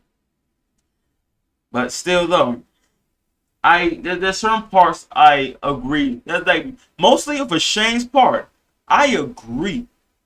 For Dale, I don't know. It's wishy-washy right now because you got kids. You have a family to look out for. And like Dale is telling me that you want me to keep someone from a hostile group here with my family around. Are you insane, man? Because just like what Shane said, if that kid breaks away and brings his people, the blood will be on your hands, Dale. Then what? Like, just think about it. Let's say he killed someone from that group. Let's say he killed someone. Let's say he killed Andrew. Let's say he killed Carl. I mean, he probably would. Probably would. But I think he would use Carl as a shield to, like, stay back. I'm gonna kill him. Push him away and run off or something. He probably would. But still, though, I wouldn't trust no one who is from a hostile group. Because it's like wolf in sheep's clothing. You really gotta know, like, really. Most people would lie when it comes to, I'm about to die. Please don't kill me. I'll tell whatever you need to know. Yeah. Even everyone knew, like, nah. And that's the thing. It's like some say, yeah, he needs to go. Others, they stay quiet because it's like I agree, but I know if I disagree, I'd be kind of look like I'm crazy that I'm keeping someone that shot at us. I'm surprised Glenn did not give Dale the memo. Like, I don't know if you heard or anything, but yeah, I could have got shot. Rick was trying to save me, and he almost got shot. So, what's to say that he breaks out, right? Find a way to break free when our guard is down, takes a gun, and maybe tries to, I don't know, kill one of us and run away or something. Hmm? What's to say he does that? You don't know. Really. You don't know. You don't know what a person could do when your guard is down. when your guard is down. But yeah, that's just that's how I see it. But let me jump into Carl real quick. Let me jump into Carl's part. I don't I don't I don't think it's his fault. I have to blame the parents on this one. Alright? I have to blame the parents on this. Because they haven't really, like, I don't know, like, spent time with Carl like that. Like, they haven't really taught him nearly anything at all. Like, just basically running around, saying whatever he wants to say. Like, no discipline at all. Like, even though, yes, Rick he's handling his thing. Like, there's so much in front of him that he hardly has time. I could say I blame Lori because, well, when most people are pregnant, they don't really do hardly anything, right? So, I don't know. What do y'all think? Is Lori to blame? Is Rick to blame? I know, for me, I have to say Lori. If I had to break it down to smaller bits. Because, if I remember correctly, didn't Lori say back then, like, Carl, remember, always in my sights, alright? This kid is running off in the woods. This man just straight up snuck a gun. That man straight up like he's stealing. Took a gun, because he had one before. No, you're not using that gun. Now, looking around, took the gun again, went into the woods, and messed around with the walker. And you see what he was doing? This kid was self-training. Like, I get it. Deep down, he wants to help. He wants to help the group. Like that time with Sophia. He wanted to help find Sophia. Now that time when they were doing gun training, you can see right there, he was trying to do his own gun training. And oh my God. That same walker. That same walker. And what's scary about it is it snuck up on Dale. And that what bothers me. Where was Dale going? Was he leaving the group? Like, I know for a damn fact the RV was not parked all the way back there where he was going. Where was he going? Was he leaving? Was he for real leaving the group? Cause he was like, or was he going for a walk? To where I don't want to hear the gunshot or something. I don't know. But, like I said, I would have not been surprised if he left the group. But, damn. The fact that Carl saw that was the same walker. That was the same one. The same one. This group has so many dark secrets. Can you imagine the mind-blown twist to where that the reason why Dale got killed was because Carl was messing with that walker right there. That walker was stuck in mud. It broke free because Carl was trying to do some self-training and it got to Dale. That I know people gonna be saying like, Carl, you dumbass. This is all your fault. I don't think it was. Because when you look deeper, this is on the parents on this one. They haven't really been watching Carl like that. Like at all. Like only time like you see they around Carl is when he's doing homework. I just wonder to myself, are you doing homework in the middle of the apocalypse? Like, shouldn't you be the only time you should be doing homework is learning how to survive? Last time I checked. But man, doing whole homework. I'm like, okay, whatever, but they have not been really like around Carl like that. This man doing his own thing. But damn, man. Damn. You can't say, and that's the thing too, like, that's a whole setup right there. That is a whole setup to where this is like, you can say this is Carl's fault. But seeing a walker just show up out of nowhere, you can't say this Carl's fault because a walker showed up out of nowhere. You know what I mean? But damn, it just ripped him open. Even Herschel said he's not going to make it. Let alone the trip. He ain't going to make it, man. There's a big hole. Like, just straight up gunk. Just straight up just gunk to just... Man. This is not even the finale. We already lost Dale. Lost Phil. Now we lost Dale. Who's next? I mean, we know in the finale someone we know is gonna die, but damn, man, that's just. I swear, man, there's so many things that could have gone so much better. Like the only time I know when someone is gonna die is when they got bit because they tried to save someone, or they got bit on the ankle because we thought all the walkers were dead, right? But damn, this could have played out so better. And the fact that even though Rick wanted Randall dead, and even though Dale was trying to convince other people, even Glenn, that even Glenn wanted him gone. He's a threat. And that's the thing. Glenn got someone to look out for. And that name is Maggie. Like, this is the first time he ever had a girlfriend. And you really think that I'm going to risk this guy being here with my girlfriend and my father-in-law too? Nah, I ain't risking none of that. No, I'm not risking that. And, like, the biggest question for this episode, for Dale, what is more important? The kids or that kid that's a total stranger that could be a possible danger?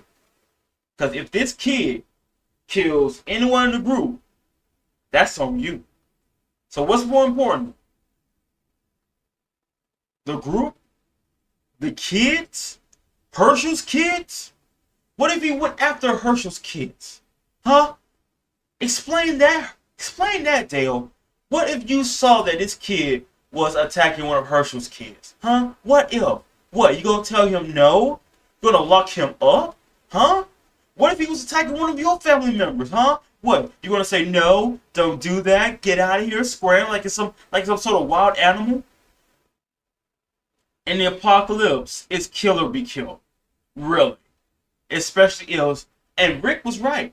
Like, yeah, I care for the living, but why would I care for the living that's trying to kill me? That doesn't make any sense. That doesn't sound right.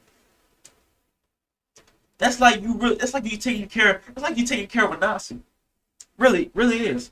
Like you taking care of a Nazi. And that's my check. They hate everything outside of their own territory. So why? It's like you being friends with a walker and then that walker eats you later on. Why? That doesn't make sense at all. It's almost like you're saying that you don't care what happens to the group, honestly. You want us to have someone as part of a hostile group here that could be a potential danger. Now, if this kid was by himself and we saved the kid, oh, thank you. You know what I mean? Okay, cool. But no. This kid shot at us. And the thing about it, you wasn't there. Now imagine Dale was there and you seen that this kid shot at you. I can see right now that, okay, look, we saved him, we dropped him off somewhere, and boom, that's it. But no, we brought him back to the farm. He knows where we at now. That's a problem. And you know what? I would have been like that too, to where, okay, look, we got this kid posted up somewhere, right? So here's what we're gonna do. We still got him blindfolded, right? Here's another scenario before I end this one, right? Let's say, okay, we got this kid blindfolded, we got some music in his ears, right? Listening to some waterfall or whatever. Okay, the kid does not know this location. We plan on killing him, but we decided to drop him off somewhere far away. Like last episode, I think 18 miles, right? Away from the farm, and that's it. You know, give him a knife, a water bottle, and there you go. That's it. We didn't kill the kid. We just took the kid off somewhere far away. Boom, that's it. I mean, isolated area. There ain't no walkers around. So it's not like we left him to his death. No. We did the right thing. Dale, we just pretty much took him somewhere else and dropped him off. Boom, there you go.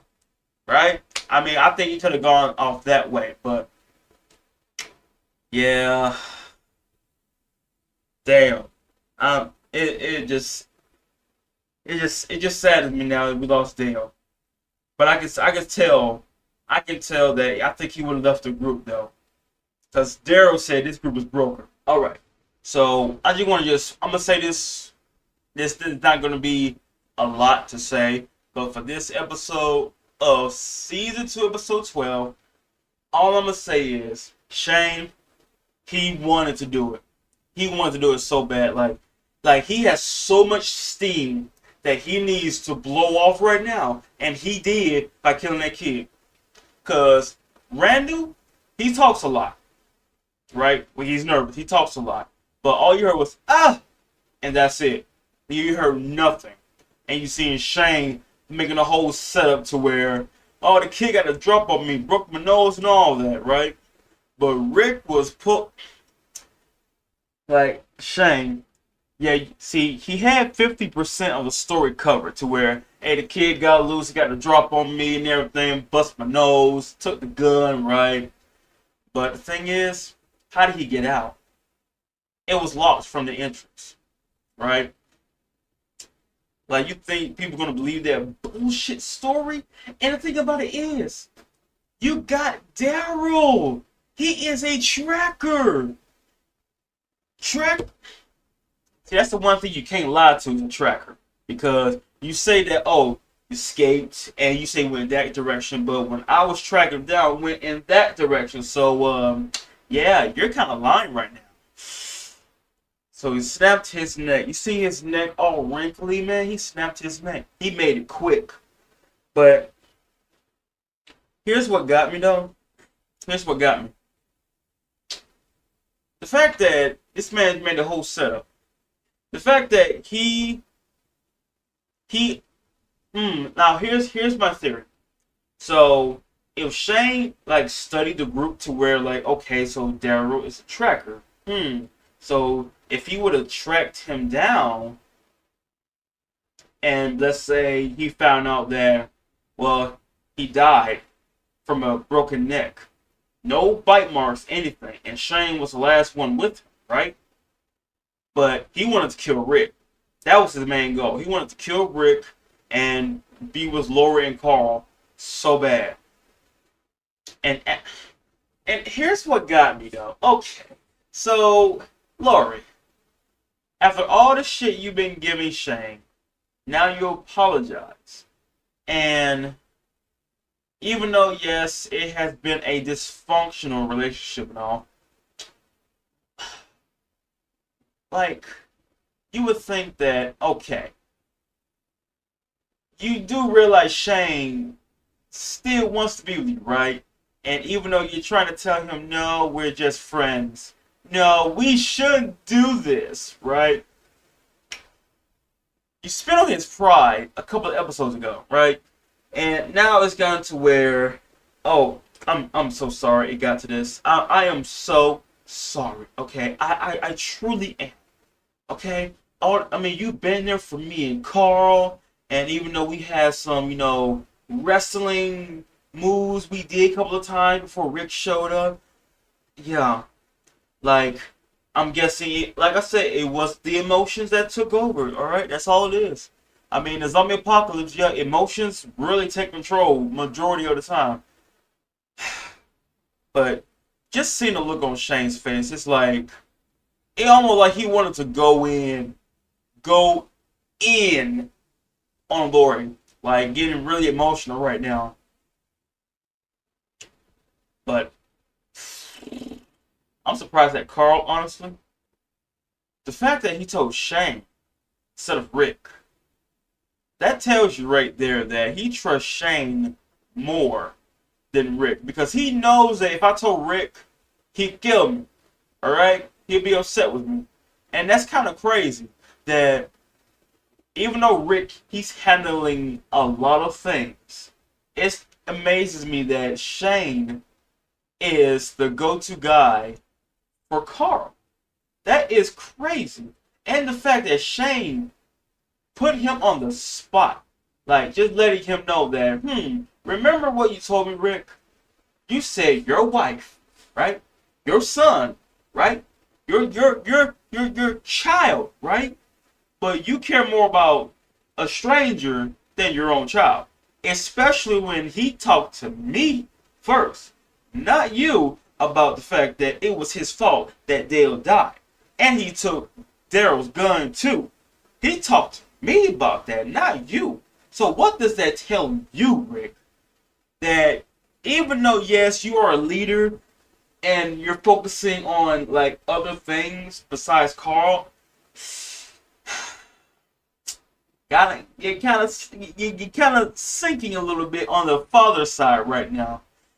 Cause I'm like, okay, look, after Shane told me this, I'm like, oh, yeah, I mean, like, and that's the thing too. You can have, like I said, you can have someone watch random.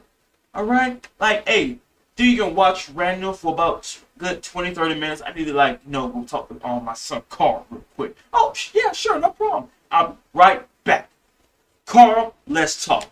Cause the fact that Shane was right, you're focusing more on Randall than your own son. Like, damn, like that's kind of ironic, right? To where that Carl went to Shane, but not Rick. I mean, Carl would not even go to Lori because he knows that Lori will flip the out. Lori will flip out knowing that you went to a walker, and that walker was the same one that got Dale killed. I'm telling you, if everyone found out about that, they would have looked at Carl the wrong way. They would have been watching him like a hawk. Like, Carl, where you going? Where you going? Rick, Lori, Carl's going somewhere. Like, I mean, they would have been snitching every time Carl goes somewhere away from the farm. But still, though, Carl is trying to develop in his own way. Since no one is really training him, he has to train himself. He has to.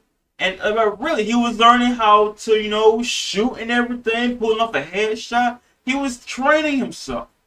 And like I said, it's not his fault. It was the parents' fault.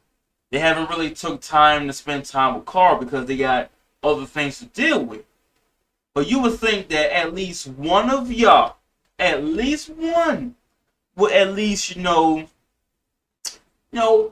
watch Carl, give him some little discipline training, survival training, so that way, you want to help out? Now, and that's the thing I like about Carl. It's the fact that most kids, they mostly be, scared, tend to themselves, be around their mothers or fathers, right?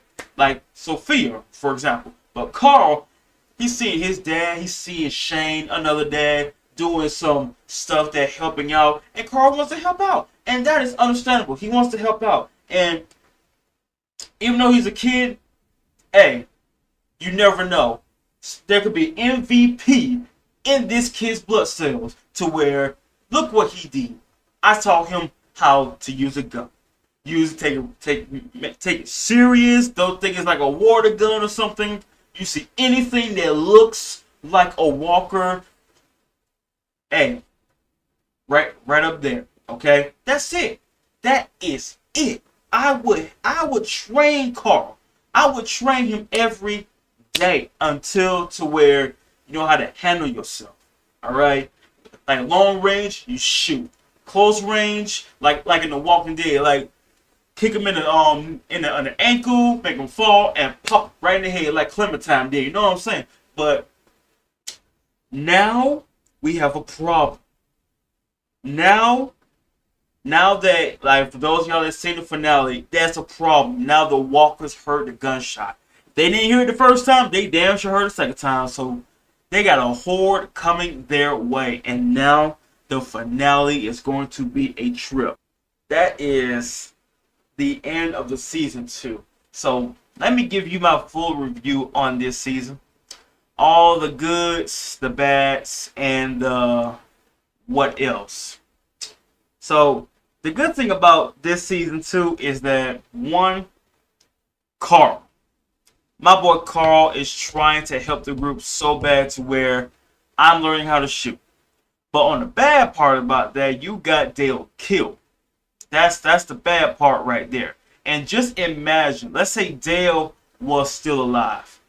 And knowing that Randall's gone and Shane wants to kill Randall so bad, you see, I told you he's dangerous. I told you he's dangerous. But no, y'all don't want to believe me that this man is a whole monster. And the thing about it is, though, Dale was like the psychologist, the counselor of the group. Like, if you're down or in the dumps and all that, you got Dale right there to try to, smooth it, like break the ice, try to calm things down for you. Try to, psychologist in a way. You know what I'm saying? But they try to do right. We're trying to prove to Dale that we're not a broken group. But look at that right there. Soon as Rick let them know that, oh, you want to leave because I didn't tell you about the fact that we're all infected. If I told you, you would have panicked, right? And that's the thing. What difference would that even make, honestly? What difference would that make knowing that we're all infected? What are you going to do knowing that we're all infected? What's your plan for that? I can understand if, oh, you got a fever. Hey, okay, let's try to fix that, right? But no, this is something to where this is higher. This is a problem to where we can't really fix unless that's a cure. But let's go to the good parts. Let's go jump back to the good parts real quick. Shane. My man here, I do admire the fact that he was making some very strong points in this season. Strong points towards Rick. Strong points towards Dale. Because like that part right there when he let him know that we don't need to keep this kid around. This kid is a threat. He knows Maggie. He knows where he knows where the farm is at. If we kill him now, that will be the end of it. He'll be gone. The group would never know. It'll be pretty much a clean slate to where we ain't gotta worry about wondering if some group of people with guns are gonna be coming to the farm and killing us, including Lori and or Carl. Like, he's thinking about those two and only those two. And he's trying to let Rick know, look, Rick, look, if you don't want to make the big boy decision, I will. You can look that way while I, slit his throat. That's it. I can make it quick. But the thing about it is, though, if you're in a group, right, and you had to come to a decision to where, okay, this person's in a group. Should we kill this person? So that way we won't have to worry about, oh, this person leaving. Oh, you better not come back. If you do, we're going to, murder you or something. But this person comes back with a group. and people from our group probably die because they try to fight back or give us your goods, or this person dies, stuff like that. I mean, really. And in this day and age, it wouldn't even be a discussion. Like, one, you shot at me, so I'm gonna pop you right back. That part where Randall got stuck, either A or B, leave him like Walking Dead, right? Telltale. Either A, leave him there and he dies, or B, save him. If I was getting shot by that person and I had to make a choice, yeah, I probably would have left that person there. I would have took no chance. I mean, you shot once and you shot again. Like, really. I can understand if, like I said, do this, I can't do it. You know what I mean? Or maybe like fire in the air to, scare Glenn or something. You know what I mean? Something. But even though Randall was firing at the ground and all that, still, he fired again because Rick was right there. Like, basically keeping watch to where don't come out of there, right? But still, though, you was part of a group that tried to kill me. I'm not taking any chances. I have a family to protect. What is more important? Your family or a stranger? Imagine you had to come to a decision to where, let's say, okay, Carl's in danger. Randall's in danger. Who are you going to save? Since that's the thing too. I will put Dale on the spot. Let's say Carl was in danger, or maybe someone from your group in danger and Randall was in danger. Who would you go for, Dale? Yeah, that's right. I'm going to put you in the spotlight since you want to keep the kid alive so bad that was part of the group that tried to kill us. Who would you save first? Left or right? Left or right? Your group or Randall? Which one? There ain't no C. There's only A or B. You gotta pick one. Like, when Shane was... when Dale was saying, hey, look, Shane, you're not leaving, I'm not leaving. How about we talk about this like mature adults, alright? So, when Shane said, okay, what if he did work here, right? What if he did join us? He worked with us, right? And let's say he snuck off while our guard is down. And trust me, our guard be down completely. Because if Carl could just sneak away that easily, Randall could sneak away easily too. So let's say he snuck away while we're just, let's say sleeping or something. Even though someone keeping watch, he could just sneak away. And he comes back with the group. Then what? What now, Dale? Huh? What now? So it's like I take no chances when it comes to that. Especially with someone you don't know. In the apocalypse too, just a random person, you kind of take no chances because that person can be a threat to your loved ones. Or just you in general. You don't know this person. You could turn around and this person can stab you in the back, point a gun to the back of your head, give me your stuff, or pow. It's like, really, you can't really... Yeah, your guard has to be up every single day. I know it may sound tiresome, but you got to keep your guard up every single day. So that, to me, that's probably what I would do. Especially if I got loved ones I got to look out for. You're not going to tell me that my wife, pregnant, in fact, and my boy, Carl, you're telling me that I need to risk having someone from a group that was shooting at me be in this group, or let alone keep alive, because that person can bring friends that will probably kill us without hesitation. Take no chances at all. Like that part when Rick and Shane about to like drop him off right there. Hey, that would have been the best option for me. Like, look, instead of me killing you, going like blindfold, music in the ears, drive you somewhere isolated. Here's a knife, boom. Like, really, just straight up. Here's a knife in your hand. It's gonna take you about maybe 5-10 minutes to get free, right? We'll be gone by then, and there you go. We're gone. We are gone, He's still alive. Happy ending, right? Okay, but I want to talk about this episode real quick. So the walkers heard the helicopter. They followed the helicopter, but then they lost sight of it and the sound from that, right? But then they came from the city and made their way, heard the gunshot from Carl, and that's when they all showed up. So those were the walkers from downtown. And if I remember correctly, in downtown, there was at least up to, like 300 plus. But for Shane though, like you did all of this for a dysfunctional woman. Like if I'm Shane and knowing that okay, my best friend is alive, he's with his family again. I was banging Lori so many times to where it's so real. I enjoyed being time with her and Carl, but seeing that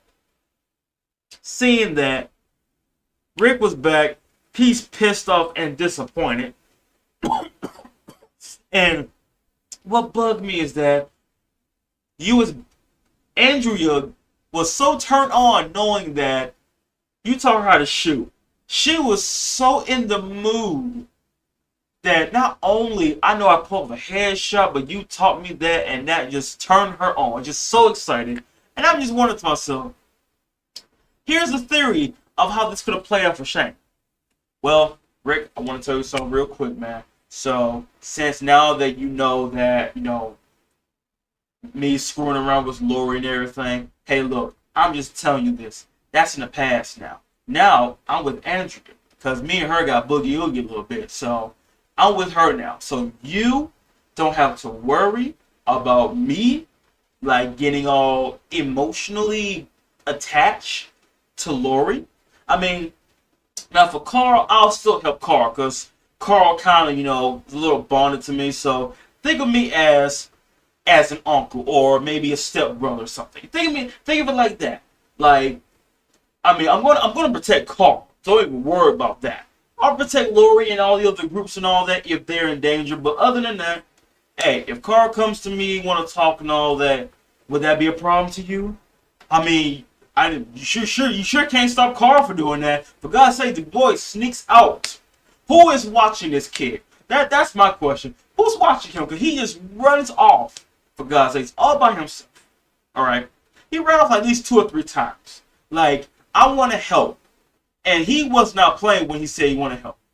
And the fact that Rick did not want to shoot, and it's like somewhere deep down, Rick didn't want to shoot Randall. He didn't want to shoot him. If you gave that gun to Shane, he would have did that shit, pow, just like that. We're done.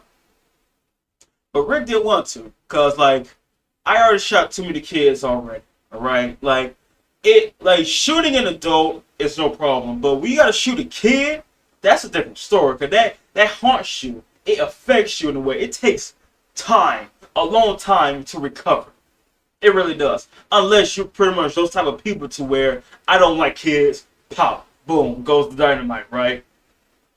But Rick, though, the fact that he saw his boy Carl say, "Do it, do it, do it, Dad," I'm like, damn. That kind of sets a bad example when you think about it, because now it's gonna be to where Carl gonna be putting people down if they get on his nerves. He would. I mean, he's getting a little bit of shame right now to where if I don't like you, I'm putting you down. And you would not even know. Oh man, that, like, for real. Like, you're trying to set a good example for your kid, and now your kid is saying, "Do it, Dad. Do it." Like, that. Nah. But Shane was disappointed like a mother. Like, So in the look of Shane's eyes, like, yes, all right, do it, man. Hey, I gave you time. Me, it would have been instantly, all right. I could do it like a 360 spin, pow, just like that. But you need time. So go ahead. But the fact that Shane was drooling, this man was drooling of wanting to kill this kid so incredibly bad. Like, it went from deranged to insanity. The fact he broke his neck didn't take long. It didn't take long, man. The walkers showed up after that gunshot. What Carl did too. But damn, we lost Jimmy. We lost Patricia. I still haven't forgotten what Patricia did, though, honestly. I still haven't forgotten that. It's like, she killed those hens. She killed those chickens in order to feed them. That was unacceptable to me. So, she got her karma for that. But damn, though. Poor Jimmy. Like, my boy did not... Like, the door was not closed properly. Just made their way in. But I just love the fact that Lori, jumping into Lori. Okay, so now that she heard from Rick everything that happened, or wondering what happened to Shane, I killed him. Yeah. So here's my question for that. So even though I know there is no trust at all from Lori, no trust at all. Like, your husband's out there, and you know Carl's out there, right? So you can assume in your mind, I know they're safe. Rick and Carl, they're out there. What's that? Carl, my son's out there. I'm like, I thought you said you trust Rick. Where? Like, damn, like, really? I'll say it before, and I'll say it again. Rick deserves better. He deserves so much better. Because it's like, not only the group is like, not trusting him, but now his wife. After he told her what happened to Shane, in that segment, I killed him. I gave him so many chances. I mean, he let her know everything. He told her the truth. I killed him. He drew on me. You knew he, and last time I checked, like, I want to throw these down. Lori, back then, yeah, that's right. I'm going back to it again. Lori, didn't you say that you want nothing to do with him at all? Lori, didn't you say that Shane told you that Rick was dead, and you got mad at him about that? Like, you cut him off. You cut him off. And that finale, he was drunk and tempted to rape you, right? And after that, I'm guessing you must have short-term memory loss, because why would you want him to stay? It's like you wanted to be his friend after that. And knowing that he still cares about you obsessively, you wanted him to stay. After you heard that I'm leaving, that blows my mind so many times that I have to still talk about that. To where after that little attempt that he did while he was drunk, right? And after that, you wanted him to stay. So it's like, I'm guessing in that timeline, I'm guessing you knew that I'm pregnant, I'm guessing. Because you wanted Glenn to go out on some suicide missions to get you some lady stuff to know, am I pregnant or not? But clearly you are. And it was 100% Shane's. But you wanted him to stay. And now you're trying to make amends. Like, first you spit on his pride on letting him know that I told Rick that you and me was a mistake. That the things we did, it was a mistake. Like, you spit on this man's pride. You curb stomped his heart. You literally did an east side stomp on his soul, okay? And now you're gonna, like, say, I'm sorry. I'm sorry, okay? I know we've been through so much right now, but I'm telling you, I'm sorry, Shane. Like, it's too late for that. It is too late. You're not gonna just straight up destroy this man's mental humanity of his love obsession over you, and now you're gonna say, I'm sorry. Way past that. Way past that. But no, now you're gonna be mad at Rick because he told you what happened. I could have kept the whole damn secret, especially knowing that you don't trust me. And the thing about that, secret.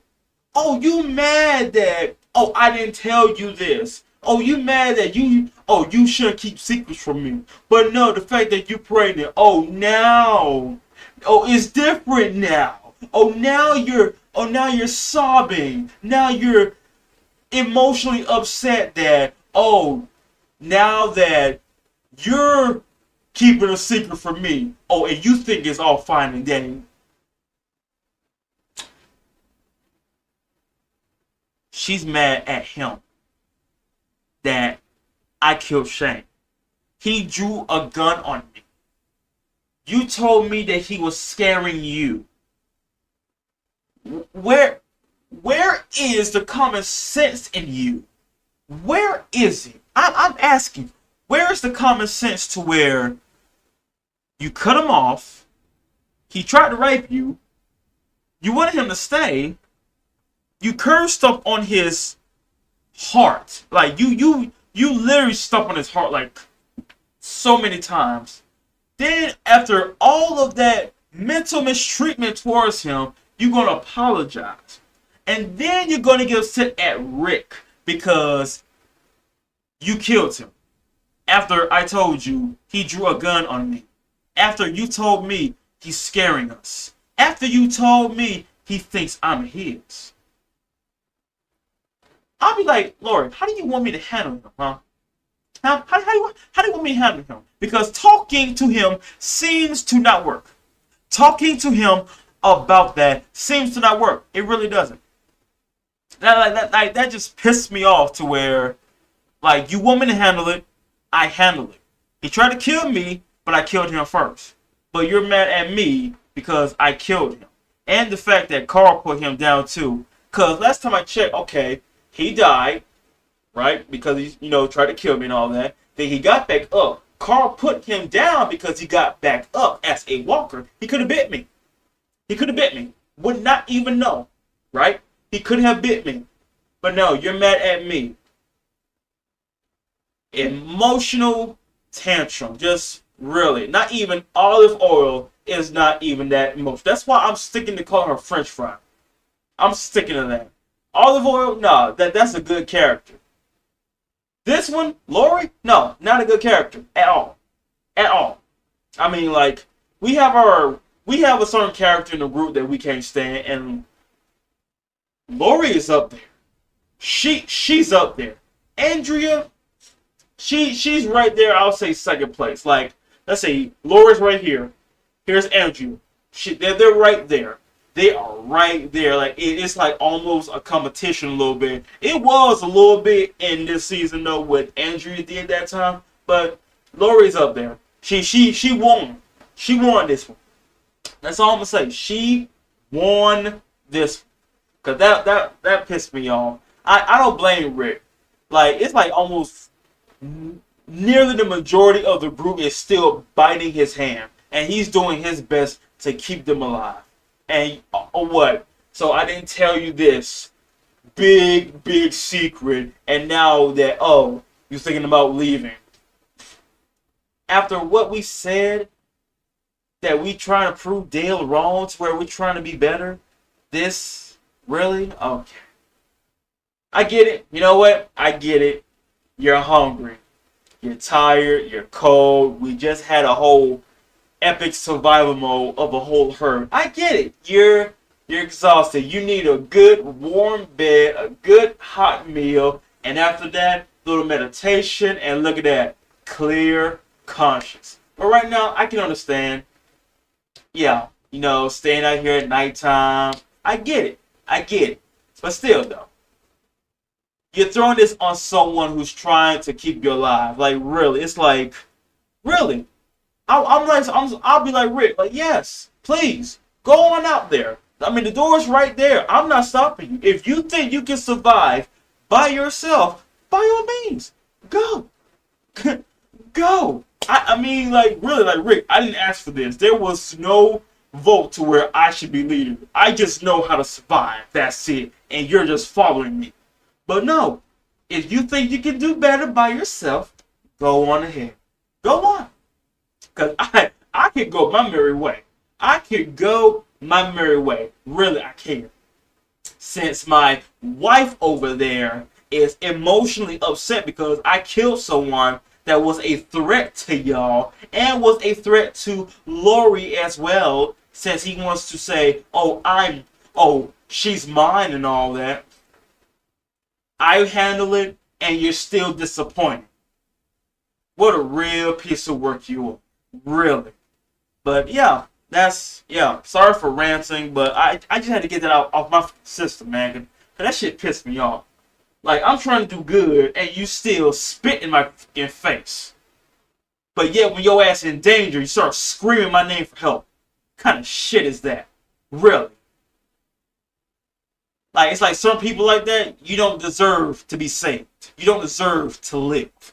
Because that's what being ungrateful is called. But no.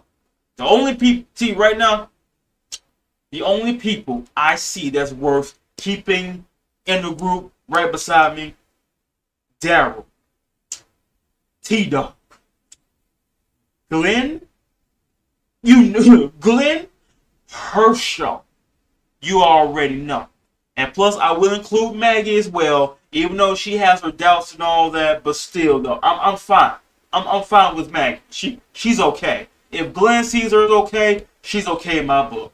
But, of course, I would include Carl. I would include Carl. Yeah, I would. Because it's like for some reason, he understands way more than Lori does. He understands more. Like, really, he does.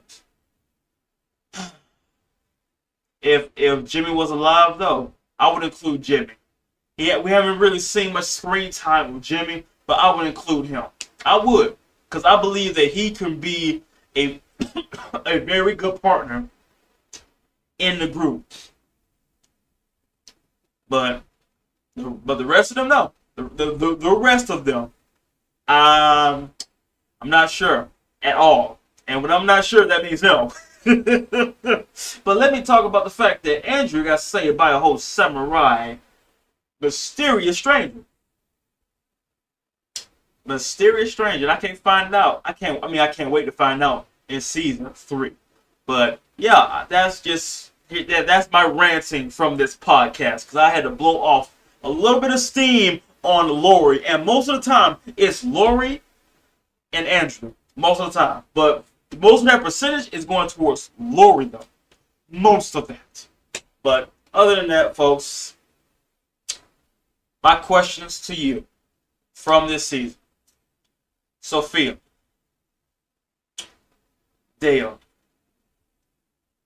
those two would have still been alive.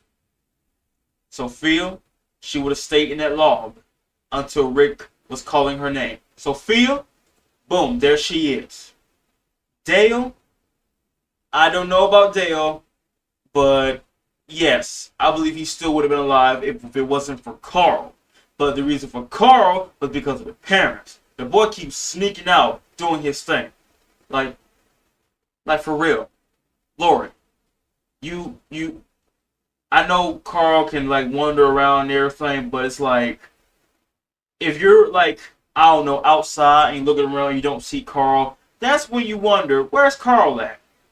Why are you wandering off into the woods? What if you get attacked by a group of walkers? Then what? Then what? Like, Lori, you're doing, like, I don't blame Rick. I don't blame Rick. He's doing nearly everything. Okay, he's making the plans. He got like 10 plans he's making almost every day. Like he said, I'm tired. I am tired. Like, this is like 3 full-time jobs I'm doing at the same time. I'm tired. Okay? And just like what Daryl said, like, listen, you can't keep doing this by yourself, man. You got, like, look, You got people here to like lighten the load. It's like you're doing everything by yourself, man. It's like it's like Rick is the shepherd, and almost all of them are the sheep, and he's got to keep them in check every single time. That's the thing, though. Like, it's not a group, it's not a team if you're doing mostly everything by yourself. Like, where, like, I mean, I'm making the plans, but where's your plan, and what ideas do you have? It's just, I don't blame Rick for snapping. I don't. Like, there's gonna come a time to where I'm gonna snap, and then you're gonna be wondering why. Why am I so hostile right now? But anywho, question: if Sophia was still alive, how do you think the story would have gone? If Dale was still alive, how do you think the story would have gone? And Shane as well. We all know it wasn't going to end well with him because he was not going to change. He was not going to change. And here's a what if theory for this. Let's say okay, he told Randall, hey listen, where your group at? I'm thinking about joining them. Right? And you know, the thing about Randall though, you know he should have realized that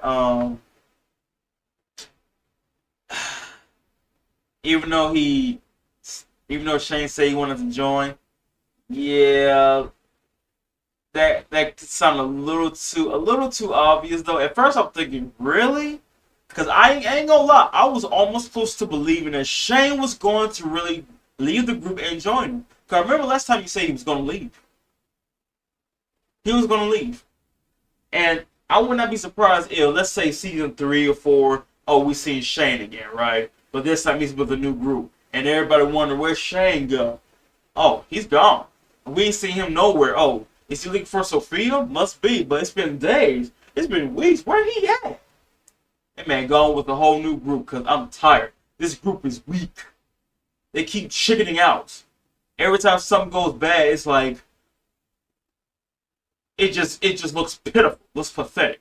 But what if he did join Randall's group? That would have been a nice plot twist, honestly. I would have said this, like, hey, let it happen. I would love to see that happen to where Shane is with another group. And they meet again. Rick trying to let Shane know, come on back to the group. Nah, I'm done. Since y'all don't want to listen to me, since y'all treat me as an outcast, nah, I am not going back to that group. Nope. I said I was going to leave at first hand, but that woman over there, that walking French fry over there with that weave on, yeah, she told me to stay. She told me to stay. I don't know why though. I mean, see, you back and all that, you two should be all lovey-dovey, but no, she wants to keep me here. Treat me like I'm a friend. Gonna friend zone me after what we've been through together. But no, I moved on. I'm with them now. That I would believe that would be a good plot twist. Him and Andrew with the whole new group. That's what I believe. And it just bothered me. It just bothered me that Shane and Andrew could have been a thing. He could have moved on from Lori and been with Andrea. I mean, what do you think? If you had to ship Shane with someone, who would it be? Because I believe it would have been Andrea. That's what I would have believed. I'm thinking him and Andrea would have been the thing after that little scene. You know what I mean? That's what I would have thought. But whatever though. I guess that was just a one-hit fling thing. But other than that, folks, that is it for my review. My full review for this. This was good. Even though, yeah, it was depressing seeing Sophia. It was depressing seeing Dale. Man, did a whole Superman on him, but it was at the gut, though. Damn, man. I would have loved to see Dale a little bit longer, though. Like, if you're gonna kill him off, at least like season 5, 6, maybe 7. You know what I'm saying? I'm just saying. But Dale, yeah, he was like the most sanest one of the group. He was the type of person to where he can talk a person out of a bad situation. No matter how dangerous it is, he could have. He was the most rational one. Besides Rick, he was the most rational one of the group. He was. But hope y'all enjoyed. Stay tuned for season 3 podcast review. Can't wait to see what happens there.